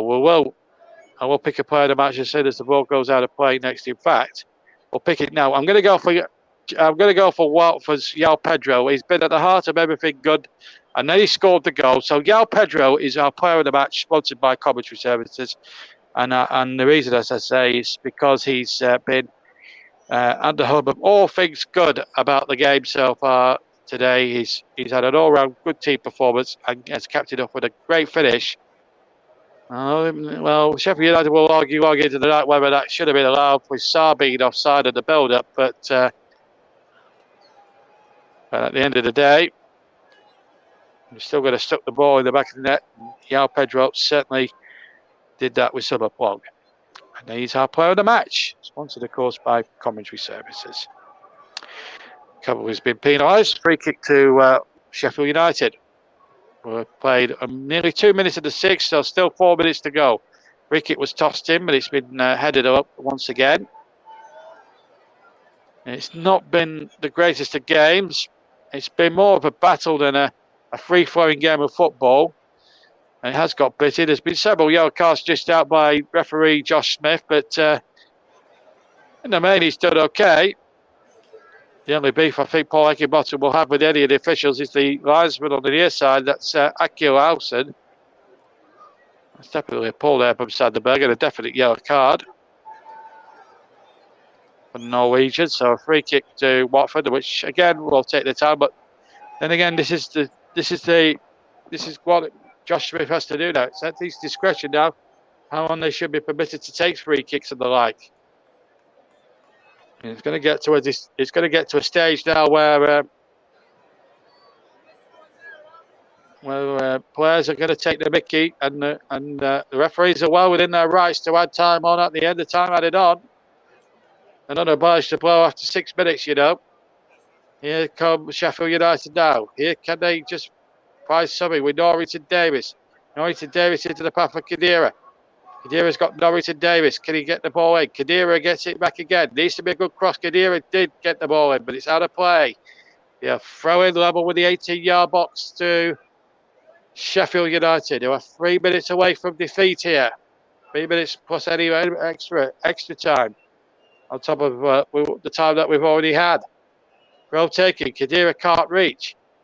Watford defending well, cleverly now, just boots it away. Safety first from Tom Cleverly, using all that experience he gained at Manchester United and all that before him. He knows exactly what is required, the former England man. Used to be an England regular back in the day, certainly when Roy Hodgson was manager. Those days are a figure of the past now for Tom Cleverly, of course. As Billy Sharp now trying to get himself involved in the action. Sharp gets the ball in, but Watford keeping him by their own byline and do exceptionally well. 2 of the 6 minutes remain. And Watford still hanging on in there, but actually looking quite comfortable. Sheffield United don't look as if they're going to break Watford down. No, they do have a free kick, however, as the ball goes back to Foringham. Another yellow card being brandished by Mr. Smith. And that time, it was a foul on John Fleck by Hassan Kamara.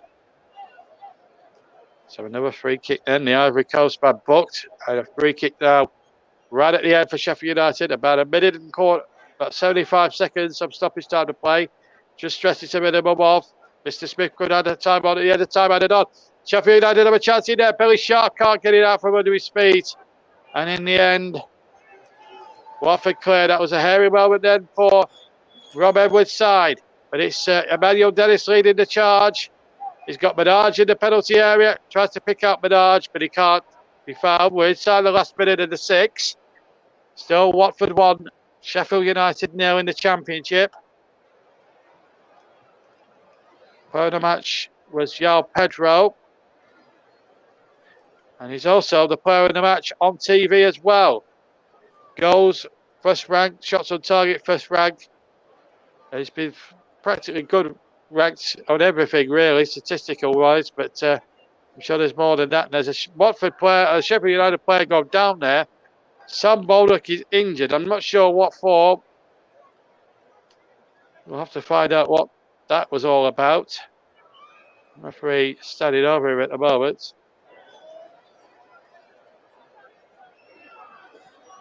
We're getting towards the end where I wonder what it is. Is it a free kick to Watford or a throw-in to Watford? It's a throw-in to Watford. And we're now playing the 6 minutes. We're now playing time on at the end of time added on. At the end of time added on. It's all at Mr. Smith's discretion now.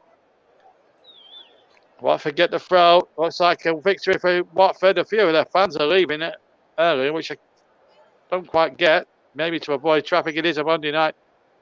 After all, the referee's about to put the whistle to his mouth, and there goes the whistle. So a win for Rob Edwards on his debut game as Watford's manager. And 3 points. It wasn't a pretty win by any stretch of the imagination. Sheffield United will have a few gripes with the linesman on the near side. Aki Lawson. Was Ismail Sarr offside in the build-up to the goal scored by João Pedro, the player of the match? Well, that will be debated long after the game, but what won't change, really, even despite the protestations from Sheffield United, is the fact that Watford wanted it more on the night. Sheffield United huffed and puffed, but just weren't good enough on the night to break the Watford resolve. It's a deserved win in a lot of respects for Watford. They were the better side statistically, and in every other department they outmuscled, harassed, and outdid Sheffield United. And João Pedro scored the winning goal. They will argue Sheffield United, but when Paul Higginbottom looks at it in the cold light of day, then I think he has to put his hand up and say, well played, Watford. They were, on the day, a better side. Thankfully, it's all ending in smiles and applause and cheers and handshakes. And the final score here at Vicarage Road, 3 points for Watford tonight. Winners over Sheffield United by a goal to 0. Thank you very much there to JB for excellent coverage throughout on the game this evening. Watford with their win up to 7th after one round of matches. Behind Cardiff, Burnley, Blackpool, Blackburn, Millwall and Hull in the league table. Sheffield United are in the bottom three, as are Huddersfield Town and as are Stoke City, as well after the day number one and match round number one of the season. William United, any of their fans are listening in, you are sitting in 13th place in the table and you're a point above Sheffield United. And like Paul Warren said after the weekend draw with Swansea, Rotherham need 70 more points and they could be a playoff contender. Sheffield United need a miracle after that result. Poor from them today, in my opinion. Watford deserved winners, and a João Pedro goal settled it. Worthy of being player of the match as well. Sheffield United 6 attempts to Watford's 10. 4 on target for Watford. Just 3 on target for Sheffield United. There is work to do for poor Lecky Bottom side, who start this season as they ended last season in defeat. They lost out in the playoffs on penalties it was, and this time they lost their opening game of the season by a goal to nil. Watford and Burnley, the only two teams from the Premier League to go off to a winning start. Norwich, as you may remember me mentioning, lost on the opening day of the season. And some top scorers in the Championship, early pace setters. Charlie Creswell is at the top with 2. Then there's actually Jack Clark, Connolly, Darling, Gokeres, Pedro, Jones, Matson, Ogbeni, Sawyer, Seri, Swift, Travers, Tufan, Vyman, Barnes, all up there. Barnes, Gooch, Grimes, Edges, Honeyman, Malone, O'Dowda, Panzo, Sarr, Viner, Wallace all got an assist. The players above from Vyman, Tufan, Travis Swift, Seri, Sawyers, Benny, Matson, Jones, Pedro, Gokeres, Darling, Connolly, Clark with a goal, and Creswell has got 2. That's your standings in the Championship for top scorer and the league table come the end of match week number 1. As JB mentioned earlier on in the programme, we've got another live football match later on to tell you about, but just to bring you some breaking news from the Championship. And Blackburn Rovers this evening have announced the signing of Peterborough United attacker Sammy Szmodics. Szmodics, the 26-year-old, has arrived on a 3-year deal for an undisclosed fee. He is signed through to 2025, which also includes an option for a further 12 months in Blackburn's favour. He is Blackburn's second signing of the day after the unveiling of Tyler Morton on a season-long loan from Liverpool, which happened earlier today. Sammy Szmodics travelled up to Lancashire earlier today to finalise the move and has since passed the medical. He will train with the squad for the first time tomorrow in preparation for the trip to Swansea City. Darren McAntony, the Peterborough chairman, said Sammy and his wonderful family will be missed. A true posh legend who lit up a fuse under us to get promoted back to the Championship 2 years ago. Deserve this move, and I will be a fan from afar. That's the words from Darren McAntony as Sammy Szmodics leaves Peterborough to join Blackburn Rovers. Bit of Championship breaking news there in the last few minutes. As well, and speaking of Sammy Szmodics, just 13 hours ago, he put, please contact me if anyone sees my car. And then his partner put out, our car was stolen last night off our driving Mountainous Brentwood. If anyone sees a black Range Rover Sport, please let them know. It is a car seat, golf clubs and pram in it. If anything is thinking of getting a Ring doorbell, don't bother. Sammy Smolik's partner has said so. Hopefully Sammy and his partner can find their car very, very shortly as well. So if you see that, please get in touch with us and we'll put via Twitter at Commentary Live 1 and we'll pass you in touch, Sammy Smolik's and his family regarding that. So thank you very much for listening to the Commentary Hub. Just before we go, I did say we've got a match on Friday to tell you about, didn't I? I almost forgot to do that just then. Let me tell you about that one we've got coming up next weekend. To tell you about starting this coming Friday. And we've got the opening game of the Championship season. No, Championship. We've just had that. Opening game of the Premier League season. As JB, you just heard from tonight, John Stuttard, he'll be back in the commentary seat as Crystal Palace take on Arsenal. Next Sunday, we'll hopefully have the live match between West Ham United and Manchester City in the Premier League with Paul James. And then hopefully next Monday you will have another live championship match for West Bromwich Albion against Watford. West Brom got a point to the weekend against Middlesbrough. They'll be looking for more in their first home game. Watford off the mark with 3 points today. They'll be looking to back that up with a win over West Brom at the Hawthorns next week. Can hear that with myself, Russell, and getting you through that action on next Monday. Kick-off is at the same time of 8 o'clock. So that's what we've got coming up next week on the channel. A very big thank you to everyone who's listened in today, listened to the commentary from yesterday, listen back to the commentary from the Community Shield as well. Very big thank you to anyone of those as well.